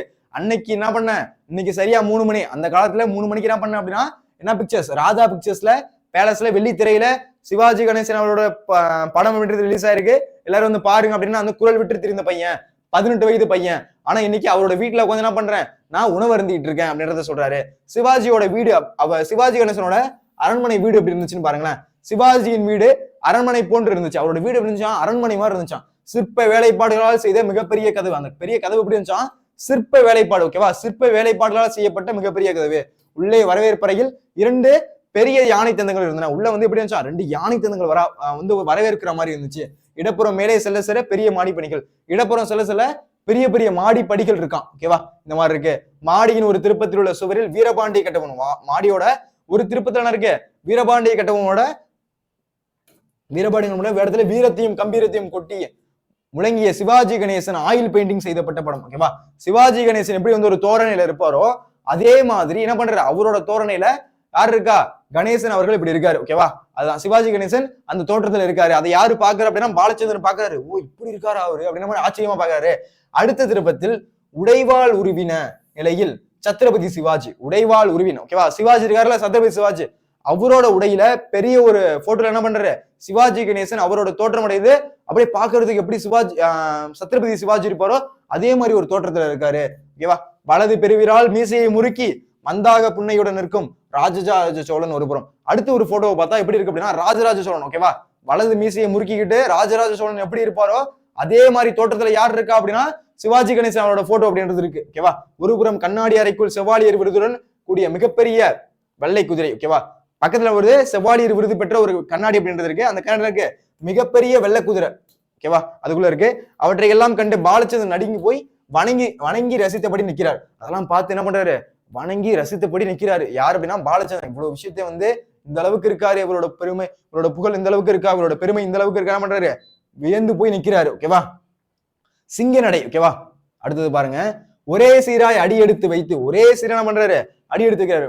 ஸ்பீடாவும் போல ஸ்லோவாவும் போல ஒரே சீராய் அடி எடுத்து வைத்து ஒவ்வொரு பாத அடி வைக்கும் போது முன்தோல் மறுதோல் முன்னோக்கி சாய தலை நிமிர்ந்து நெஞ்சு விரிந்து இசைக்கு அசைப்பது போல கைகள் வீசி பார்வை இமை அசையாது மெல்ல மெல்ல சிங்க நடை நடந்து வரும் அந்த மகா நடிகரை பார்த்த பொழுது ராஜராஜ சோழனின் வருகையை பார்த்த பாலச்சந்திரன் ராஜீவ்நாத்தும் காலில் விழுந்து வணங்கினர். அவரோட நடை எப்படி இருக்கான், சிவாஜி கணேசன் அவரோட நடை, அவர் நடக்கும்போது ஒரே சீரா நடக்கிறாராம். சீரா நடக்கும்போது ஒரு தோல் முன்னாடி வர இன்னொரு தோல் அப்படின்றது சரியுது. அது அவரோட தலை வந்து நிமிர்ந்து இருக்கு, அவரோட நெஞ்சு வந்து இப்படி நிமிர்ந்து இருக்கு. அதெல்லாம் பார்க்கும்போது எப்படி இருக்கான், அப்படியே பார்க்க வந்து சம வியப்பா இருக்கு. ஒரு ராஜராஜனோட சோழனோட நடை எப்படி இருக்கும் அதே மாதிரி இருக்கு அப்படின்றத பார்த்து யாரு, பாலச்சந்திரனும் அடுத்து யாரு இருக்கா, ராஜீவ்நாத்தும் 2 பேர் பார்த்து வணங்கி காலில் விழுந்து வணங்குறாங்க. ஓகேவா, அதை சொல்றாங்க. ஓகேவா, மன அடுக்குகளில் சிவாஜியோட கதாபாத்திரங்கள், மன அடுக்குல சிவாஜியோட கதாபாத்திரங்கள் பாருங்க.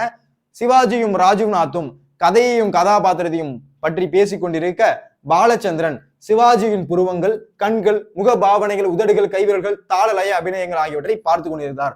எல்லாரும் வந்து அவங்க என்ன பண்றாங்க, ராஜீவ்நாத்தும் மற்ற எல்லாரும் என்ன பண்றாங்க, அடுத்து எடுக்க போற படத்தை பத்தி பேசிட்டு இருக்காங்க.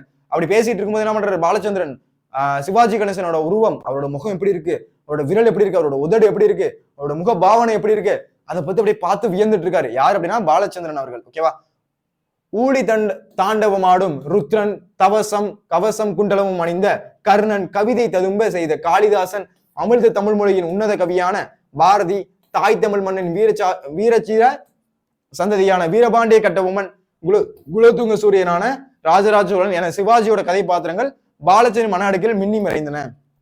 பாக்குறதுக்கு வந்து இந்த மாதிரி இருக்கு அந்த மாதிரி இருக்கு அப்படின்னு அவரோட பார்வையில வித்தியாசமா இருக்கு. இந்த மாதிரிலாம் இருக்கு அவரோட பார்க்கும்போது.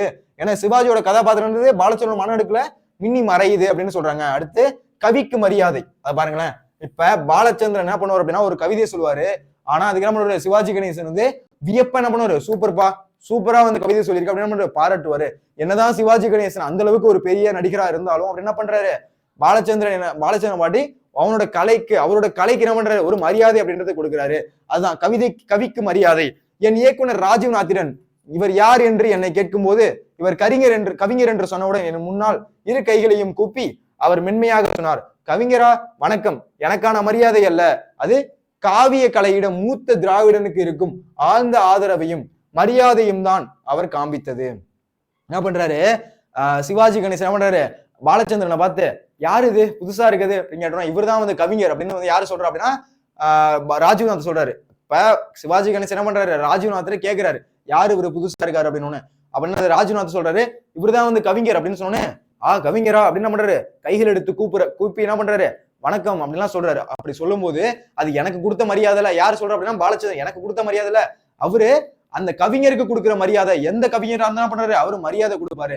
அந்த அளவுக்கு என்ன பண்றாரு, அவர் வந்து இந்த விஷயத்த ரசிக்கிறாரு, இந்த விஷயத்த மதிக்கிறாரு அப்படின்றத சொல்றாரு. அதான் அவர் காவிய கலைக்கூட மூத்த திராவிடனுக்கு இருக்கும் ஆழ்ந்த ஆதரவையும் மரியாதையும் தான் அவர் காண்பித்தது. அடுத்து சிங்க கர்ஜனை. ஓகேவா, என் இயக்குனர் ராஜீவ்நாத் சிவாஜி கணேசனிடம் வீரபாண்டிய கட்டபொம்மன் பட வசனத்தில் ஒரு வசனம் எங்களுக்கு சொல்ல முடியுமா என்று கேட்ட போது நடந்த அதிசயம். ஓகேவா, அப்ப ராஜீவ்நாத் என்ன பண்றாரு, எங்களுக்காக ஒரே ஒரு வாட்டி அந்த வீரபாண்டிய கட்டபொம்மன் சொன்ன அந்த ஒரு டைலாக்க சொல்லுங்க அப்படின்னு கேட்கும்போது அவர் என்ன பண்றாரு, சிங்க கர்ஜனையோட சொல்றாரு. அந்த விஷயத்த சொல்லும் போது ஓகேவா, என்னுடன் வயலுக்கு வந்தாயா, என்னது நாட்டு நற்றாயா, அந்த ஒரு கவிதை இருக்கும்ல, அதை சொல்லும் போது என்ன பண்றாங்க, எல்லாரும் மெய் பிறந்து பாக்குறாங்க. அதை எப்படி பாக்குறாங்கன்னு பாருங்களேன். சிவாஜி கணேசன் மெதுவாக குனிந்து இடது கையால் வேட்டியின் தலைப்பை பிடித்து என்ன பண்றது, மெதுவா குனிஞ்சு வேட்டியை பிடிச்சு என்ன சொல்றாரு அப்படின்னு பாருங்களேன். மெதுவா நிமிர்ந்து சட்டென விஸ்வரூபம் எடுத்து டக்குனு ஒரு விஸ்வரூபம் எடுத்து போல திரும்பி நின்றார். நாங்கள் மிரண்டு போனோம். என்ன பண்ணிட்டாங்க, டக்குனு மிரண்டு போயிட்டாங்க. என்னடா திடீர்னு என்னமோ பண்றாரு அப்படின்ற மாதிரி மிரண்டு போயிட்டாங்க. உயரம் குறைவான வயதான எங்களிடம் இவ்வளவு நேரம் இயல்பாய் பேசிக் கொண்டிருந்த சிவாஜி கணேசன் அல்ல அது, மனித ஆத்மாவை நடுநடுங்க வைத்த வீரபாண்டிய கட்டபொம்மன் தான் அது. சூரிய அஸ்தமனம் ஆகாத பிரிட்டிஷ் சாம்ராஜ்யத்தின் பிரதிநிதியான ஜாக்சன் துறைக்கு நேராக ஆதி தமிழக வீர சிங்க கர்ஜனை அது. எப்படி வந்து அவர் வந்து எப்படி வந்து முழக்கமிட்டிருப்பாரோ, வீரபாண்டிய கட்டபொம்மன் பிரிட்டிஷ் அரசுக்கு எப்படி எதிராக வந்து அந்த கோபமான அந்த குரல்ல வந்து என்னுடன் வயலுக்கு வந்தாயா நாட்டு நாட்டாயா அந்த கவிதையை பேசியிருப்பாரோ, அதை விட அதே மாதிரி அதை விட செமையா வந்து என்ன பண்றாரு சிவாஜி கணேசன் அவர்கள் இவங்க எல்லாருக்கும் முன்னாடி அந்த விஷயத்தை நடிச்சு காமிக்கிறாரு. அவங்க என்ன பண்றாங்க, அப்படியே ஆச்சரியத்துல பாக்குறாங்க, அது இப்படி நடிக்கிறாரு அப்படின்னு என்ன பண்றாங்க, ரொம்ப ஆச்சரியமா பாக்குறாங்க. அதுதான் சொல்றாங்க. ஓகேவா, அடுத்து பாலச்சந்திரன் பாராட்டும் மகா நடிகன். ஓகேவா, இலங்கையில் போர்கொடி பறக்கட்டும். இதை வந்து யாரு சொல்றா அப்படின்னா பாலச்சந்திரன் இந்த கவிதையை சொல்றாரு. இந்த மாதிரி வந்து இவர் வந்து ஒரு டைலாக் சொல்லுப்பா, நீங்க ஒரு டைலாக் சொல்லணும்னு பாலச்சந்திரன் சொல்றாரு.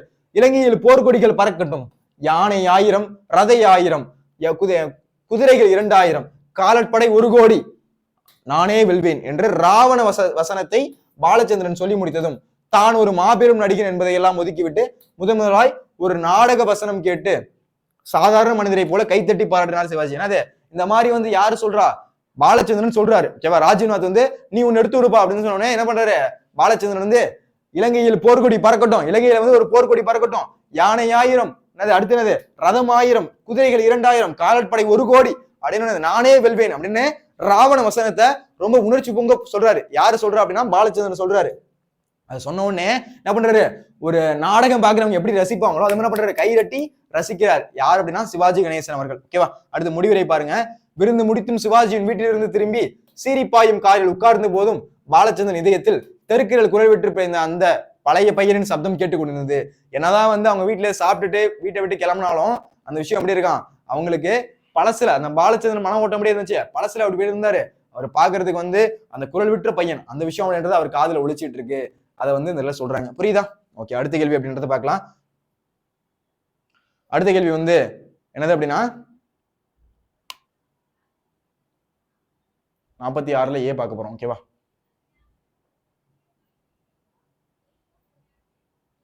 ரொம்ப ஒரு முக்கியமான கேள்வி. பப்ளிக் எக்ஸாம்ல கேட்டாலும் கேட்பாங்க, தயவு செஞ்சு படிச்சுட்டு போயிருங்க. ஓகேவா,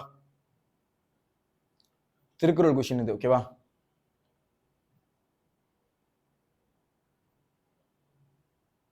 அடுத்த கொஸ்டின் பாருங்க.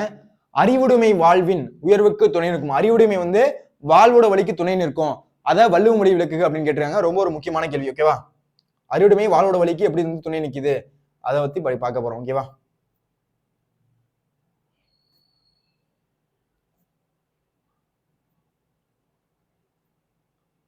பார்க்கலாமா? பாருங்க, எப்பயுமே வந்து முன்னுரை முடிவுரை அப்படின்றது எழுதணும். நடுவில் சப்டாபிக் எழுத முடியுது அப்படின்னா எழுதணும். ஓகேவா? குறிப்பிச்சிருக்கும் நான் இங்க குறிப்பிடல, நீங்க நெடுவினான கை வச்சு பண்ணணும், குறிப்பிச்சிருக்கும் அப்படின்றது போடணும். பாருங்க, முன்னுரை. அறிவுடைமை என்பது ஒருவன் கல்வியினாலும் கேள்வியினாலும் சேகரித்துக் கொண்ட அறிவை ஆராய்ந்து தன் வாழ்க்கைக்கு பயன்படுத்திக் கொள்வதாகும். அறிவுடைமை அப்படின்றது என்னது? ஒருவனோட கல்வியினாலும், ஒருத்தவங்க படிக்கிற கல்வியினாலையும் கேள்வினாலும், கேள்வி அப்படின்னா அந்த கேட்கிற விஷயம், அது என்னது? அறிவு. கேள்வி அப்படின்னா ஒரு விஷயத்த கேட்கறது. ஓகேவா? சேகரித்துக் கொண்ட அறிவை ஆராய்ந்து தன் வாழ்க்கைக்கு பயன்படுத்திக் கொள்வதாகும். ஓகேவா? கேள்வி அப்படின்னா நுண்ணறிவு. ஓகேவா? கேள்வி அப்படின்னா அறிவு அப்படின்னு சொல்லுவோம், நுண்ணறிவு அப்படின்னு சொல்லுவோம். ஓகேவா? அதை பத்தி என்ன பண்றாங்க இதுல பார்க்க போறோம். ஃபர்ஸ்ட் பாதுகாப்பு அரண் பாருங்க. அறிவு அழிவு வராமல் காக்கும் அறிவா கருவியாகும். என்னது? ஒருத்தவங்க விஷயம் நல்லா தெரியுது, படிச்சு என்ன பண்றான், எல்லா விஷயமும் அவனுக்கு ஜெனரலா தெரியுது அப்படின்னா அழிவு வராமல் காக்கும் கருவி. நல்லா படிச்சிருக்க அப்படின்னா உனக்கு கண்டிப்பா வேலை அப்படின்றது கிடைக்கும். அப்ப அறிவு அப்படின்றது அழிவு வராமல் காக்கும் கருவியாகும். அன்றியும் பகைவரால் அழிக்க முடியாத பாதுகாப்பு அரணம். ஓகேவா? உன்கிட்ட இருந்து எதை வேணா எடுத்துக்கலாம். இங்கே உன்கிட்ட வந்து என்ன பண்ணலாம், நீ வந்து ஏதாச்சும் ஒரு அணிகலன்கள் அமைஞ்சிருக்கு அப்படின்னா உன்கிட்ட இருந்து எடுத்துக்கலாம், ஏதாச்சும் பொருள் வச்சிருக்கு அப்படின்னா உன்கிட்ட இருந்து எடுத்துக்கலாம். ஆனா உன்னோட அறிவை உன்ன என்ன பண்ண முடியாது, எடுக்கவே முடியாது. அதான் அறிவு அழிவு வராமல் காக்கும் கருவி, அன்றியும் பகைவரால் அழிக்க முடியாத பாதுகாப்பு அரணம் கூட அப்படின்னு சொல்றாங்க. அடுத்து நல்வழியில் செலுத்தும். அத பாருங்க, மனதை அது போகும் போக்கில் செலவிடாமல் தீமையில இருந்து விலக்கி நல்ல வழியில் செலுத்துவது அறிவாகும். மனசை அது போகிற போக்குல செலவிடக்கூடாது. என்ன பண்ணணும்? தீமையில இருந்து விலக்கி நல்ல வழியில செலுத்தணும். இது நம்மளுடைய உங்களுக்கு சொல்லியிருந்தேன். ஓகேவா? மனசு வந்து அது போகிற போக்குல விடக்கூடாது. என்னது சார், ஒரு 1 hour வந்து இன்ஸ்டாகிராம் பாத்துக்கிறேன் சார், 1 hour மட்டும் போன் பேசிக்கிறேன் சார் அப்படின்னா போடுது, படிக்க உட்காந்துட்டா படிக்க தான் செய்யணும், வேற எதுவும் பண்ணக்கூடாது. அதுதான். ஓகேவா? என்னது, இப்ப நீங்க 1 hour அப்படின்னு போன் எடுப்பீங்க, பார்த்தா 3 மணி நேரமா இருக்கும். 10 நிமிஷம் தான் சார் அப்படின்னு போன் எடுப்பீங்க, பார்த்தா 1 மணி நேரமா இருக்கும். அதனால நம்ம கூடாது, அந்த மாதிரி போன் எடுத்து நோண்டக்கூடாது. அதுதான் நல்வழியில் செலுத்தும். மனதை அது போகிற போக்குல செலவிடாம தீமையில இருந்து விலக்கி என்ன பண்ணணும், நல்ல வழியில செலுத்தணும் அப்படின்றத சொல்றாங்க. அடுத்து மெய்ப்பொருள் காண்பது. அதை பாருங்க, எப்பொருள் யார் சொல்ல கேட்பினும் அப்பொருளை மெய்ப்பொருளை காண்பது அறிவு. யாரு எதை வேணா சொல்லலாம், ரைட்டா? யாரு எந்த விஷயத்த வேணா சொல்லலாம், ஆனா அதுல இருந்து மெய்ப்பொருள் அப்படின்றத கண்டுபிடிக்கணும். ஓகேவா? உன்கிட்ட வந்து ஒருத்தன் சொல்றான்னு வச்சுக்கோயேன், டேய் உனக்கு தெரியுமாடா அவன் அந்த மாதிரி இவன் இந்த மாதிரி அப்படின்னு சொல்றான்னு வச்சுக்கோயேன், அவன் உனக்கு எப்படி தெரியும்? ஃபர்ஸ்ட் நீ கேட்க வேண்டிய கேள்வி, உனக்கு எப்படி தெரியும்? கேட்டதுன்னு நீ பாத்தியா, உனக்கு உண்மையிலே தெரியுமா? கண்ணால் காண்பதும் போய், காதால் கேட்பதும் போய், தீர விசாரிப்பதே மெய். ஓகேவா? ஒரு விஷயத்த நீ கண்ணால பாக்குறதும் போய் தான், கரெக்டா?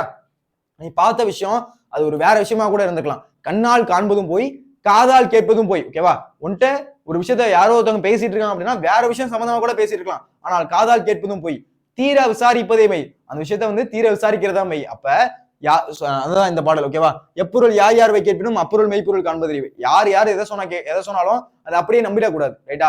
அவன் சொல்றது உண்மைதானா, நீ பாத்தியா, நீ கேட்டியா, உனக்கு முதல்ல தெரியுமா அப்படின்றத கேட்கணும். அப்படி என்ன பண்ணணும், அந்த விஷயத்துல கரெக்டா என்ன பண்ணணும், அது உண்மைதானா இல்லையா பொய்யா அப்படின்றத அப்பதான் ஆராய முடியும். எடுத்து நம்மளோட நம்பிடக்கூடாது. ஓகேவா? ஆமா அவன் தான் சொன்னா, என்ன பண்ணிட்டேன், நான் நம்பிட்டேன், அவன் சொன்னது அப்படியே நம்பிட்டேன், நம்ப கூடாது. அதான் எப்பொருள் யாரை கேட்பினும் அப்பொருள் மெய்ப்பொருள் காண்பது அறிவு அப்படின்றது. ஓகேவா? அடுத்து உலகத்தோ தொட்ட உலகல். பாருங்களேன், உலகம் எத்தை உயர்ந்த நெறியில் செல்கின்றதோ அந்த நெறியில் தானும் உலகத்தோடு இணைந்து செல்வது அறிவாகும். ஓகேவா? எல்லாரும் எப்படி இருக்காங்களோ, எந்த அறிவுல செயல்படுறாங்களோ அதே அறிவுல நீனும் செயல்படும். அப்ப உலகம் எத்தனை உயர்ந்த நெறியில் செல்கிறதோ, நெறி அப்படின்னா வழின்னு அர்த்தம்.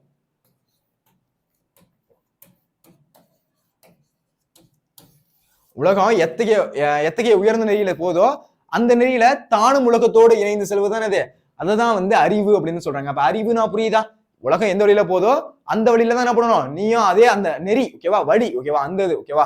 அந்த நெறி, அந்த வழியில, அந்த அறிவு இருக்க வழியில நீனும் போகணும் அப்படின்றத சொல்றாங்க. அடுத்து நடுங்கும்படியான துன்பம் வருவதில்லை. யாருக்கு அப்படின்னா, பின்பு வரப்போவதை முன்பே அறிந்து காத்துக்கொள்ளும் எல்லோருடைய வல்லமை கொண்ட அறிவுடையாருக்கு நடுங்கும்படியான துன்பம் வராது. நடுங்கும்படியான துன்பம் யாருக்கு வராது அப்படின்றத பாருங்களேன். இப்போ உங்களுக்கு தெரிஞ்சிருச்சு என்னது அப்படின்னா, 12th பப்ளிக்ல கண்டிப்பா 550 எடுத்தா, இப்பே தெரிஞ்சிச்சு, 550 எடுத்தா மெரிட்ல மார்க் கிடைக்கும், காலேஜ் கிடைக்கும், நல்ல வந்து கவர்மெண்ட் காலேஜ் கிடைக்கும், நல்லா சூப்பரா இருக்கக்கூடிய காலேஜ் அப்படின்றது கிடைக்கும் அப்படின்னு தெரிஞ்சிருச்சு. என்ன பண்ற, இப்பல இருந்து 3 மாசம் வந்து விடாமுயற்சியா படிக்கிற, மன உறுதியோட படிக்கிற, கண்டிப்பா என்ன பண்ற, 550க்கு 600க்கு 550 எடுக்கல, 560 எடுக்கிற. ஓகேவா? எடுத்ததுக்கு அப்புறம் என்ன கிடைக்குது, உனக்கு நல்ல காலேஜ் அப்படின்றது கிடைக்குது. ஓகேவா?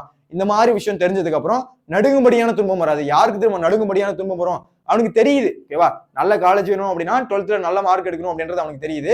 அதனால பண்றான், ஆனாலும் படிக்கல. ஓகேவா? 550 எடுக்கணும் அப்படின்றது தெரியுது, ஆனா படிக்க மாட்டான். பார்த்தா ஒரு 450 தான் வந்திருக்கு.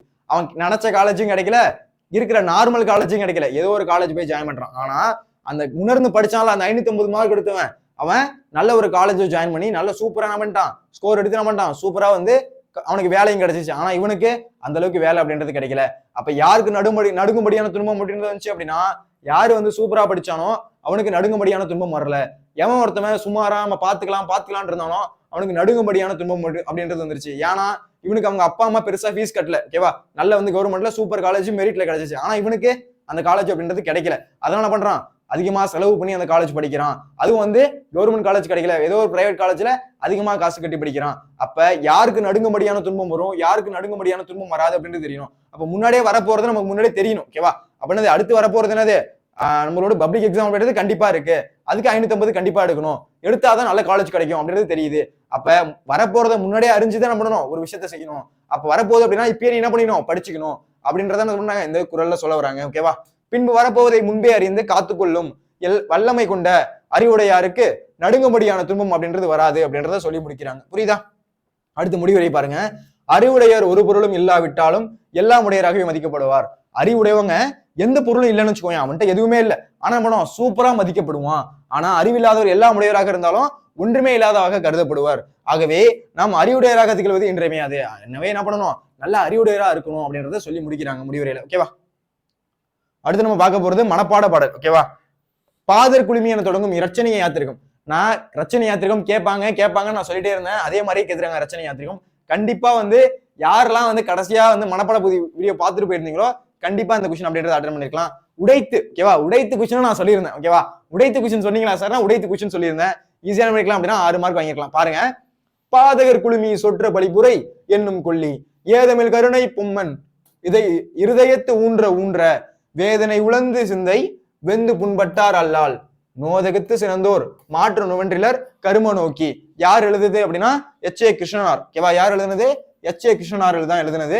அடுத்து பாருங்க, உருவு கண்ட எல்லாமே வேண்டும் உருள் பிறந்திற்கு அச்சாணி உடைத்து, அச்சாணி அன்னார் உடைத்து. அவ்வளவுதான். உருவு கண்டு எல்லாமே வேண்டும் உருள் பிறந்திற்கு அச்சாணி அன்னார் உடைத்து. சிம்பிளா வந்து 6 மார்க் எடுத்துக்கலாம் சார்.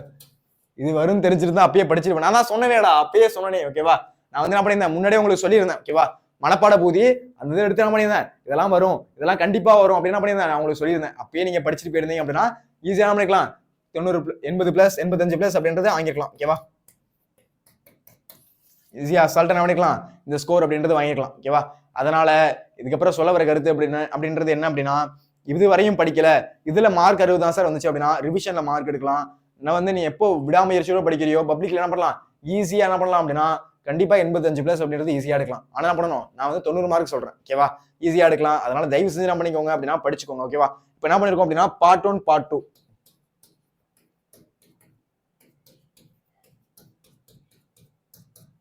2 வீடியோ அப்படின்றது போஸ்ட் பண்ணிருக்கோம். ஓகேவா, பார்ட் 2 வீடியோ பார்த்துட்டு இருக்கவங்க பார்ட் 1 வீடியோ பார்க்கல அப்படின்னா பார்ட் 1 வீடியோ பாருங்க. பார்ட் 1 வீடியோ பார்த்தவங்க பார்ட் 2 வீடியோ கண்டிப்பா பாருங்க. இதுல பார்க்கும்போது இதுல என்னென்ன தப்பு பண்ணணும், எதெல்லாம் ரெக்டிஃபை பண்ணணும், என்னென்ன விஷயத்த நம்ம மாத்தணும், அப்ப திரண்ட கருத்து மைய கருத்துலாம் உங்களுக்கு சொல்லியிருந்தேன். இந்த மாதிரிலாம் எழுதணும் அந்த மாதிரிலாம் எழுதணும் அப்படின்றது. அப்ப அதெல்லாம் வந்து மாத்தினீங்க அப்படின்னா என்ன பண்ணலாம், ஈஸியா ஸ்கோர் அப்படின்றது எடுக்க முடியும். ஓகேவா, இப்போ வந்து என்ன பண்ணிருக்கோம், பார்ட் 1 பார்ட் 2 வீடியோ கண்டிப்பா பார்த்துருக்கணும். ஓகேவா, அதை வச்சு என்ன பண்ணலாம் அப்படின்னா ஈஸியா மார்க் அப்படின்றது எடுக்கலாம். ரைட்டா, கரெக்டா? இப்போ என்னென்ன பார்த்தோம் அப்படின்றது பாருங்க.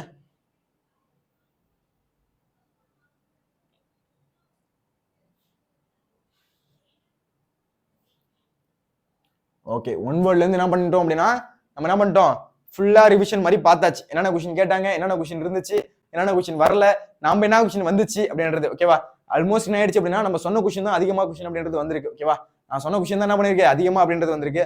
ஏதோ 1-2 கொஸ்டின் பேப்பர் டிஸ்ட்ரிக்ட்ல என்ன ஆயிடுச்சு, ஒரு 1 கொஸ்டின் உள்ள 2 கொஸ்டின் 3 கொஸ்டின் அப்படின்றது வரல. அவங்களுக்குமே என்ன அப்படின்னா எல்லாருக்கும் கஷ்டமா இருந்துச்சு. ஆனா வந்து என்னது 80+ அப்படின்றது எடுக்கிற மாதிரி தான் இருந்துச்சு. ஓகேவா, அதுக்குன்னு ரொம்ப கம்மியெல்லாம் எடுக்கிற மாதிரி இல்ல. ஆனா நான் சொன்ன கொஸ்டின் பேப்பர் வச்சு ஈஸியா பண்ணிக்கலாம். 85+ 80+ அசால்ட்டா எடுத்துக்கலாம். ஓகேவா, இதுக்கப்புறமாச்சு என்ன பண்ணுங்க அப்படின்னா நம்ம இது போட்டா ஓகேவா, லைவ் வந்துச்சு அப்படின்னா கண்டிப்பா அட்டன் பண்ணுங்க. வீடியோஸ் அப்படின்னு வச்சுன்னா கண்டிப்பா அட்டன் பண்ணுங்க. அப்பதான் முடியும் ஈஸியா பப்ளிக்ல ஸ்கோர் அப்படின்றது எடுக்க முடியும். ஓகேவா, ஓகேப்பா, இதான் நம்ம சேனலுக்கு யாராச்சும் ஃபர்ஸ்ட் டைம் வந்திருக்கீங்க அப்படின்னா வெல்கம் டு வேதாந்த சேனல். சப்ஸ்கிரைப் பண்ணாம யாராச்சும் வீடியோ பார்த்துட்டு இருக்கீங்க அப்படின்னா சப்ஸ்கிரைப் பண்ணிக்கோங்க. லைக் பண்ணாம யாராச்சும் வீடியோ பார்த்துட்டு இருந்தீங்க அப்படின்னா லைக் ஒன்று தட்டி விட்டுருங்க. இதே மாதிரி யூஸ்ஃபுல்லான வீடியோஸ்க்கு நம்ம சேனலை ஃபாலோ அண்ட் சப்ஸ்கிரைப் பண்ணுங்க. இதே மாதிரி அடுத்த வீடியோல சந்திக்கலாம். நன்றி, வணக்கம்.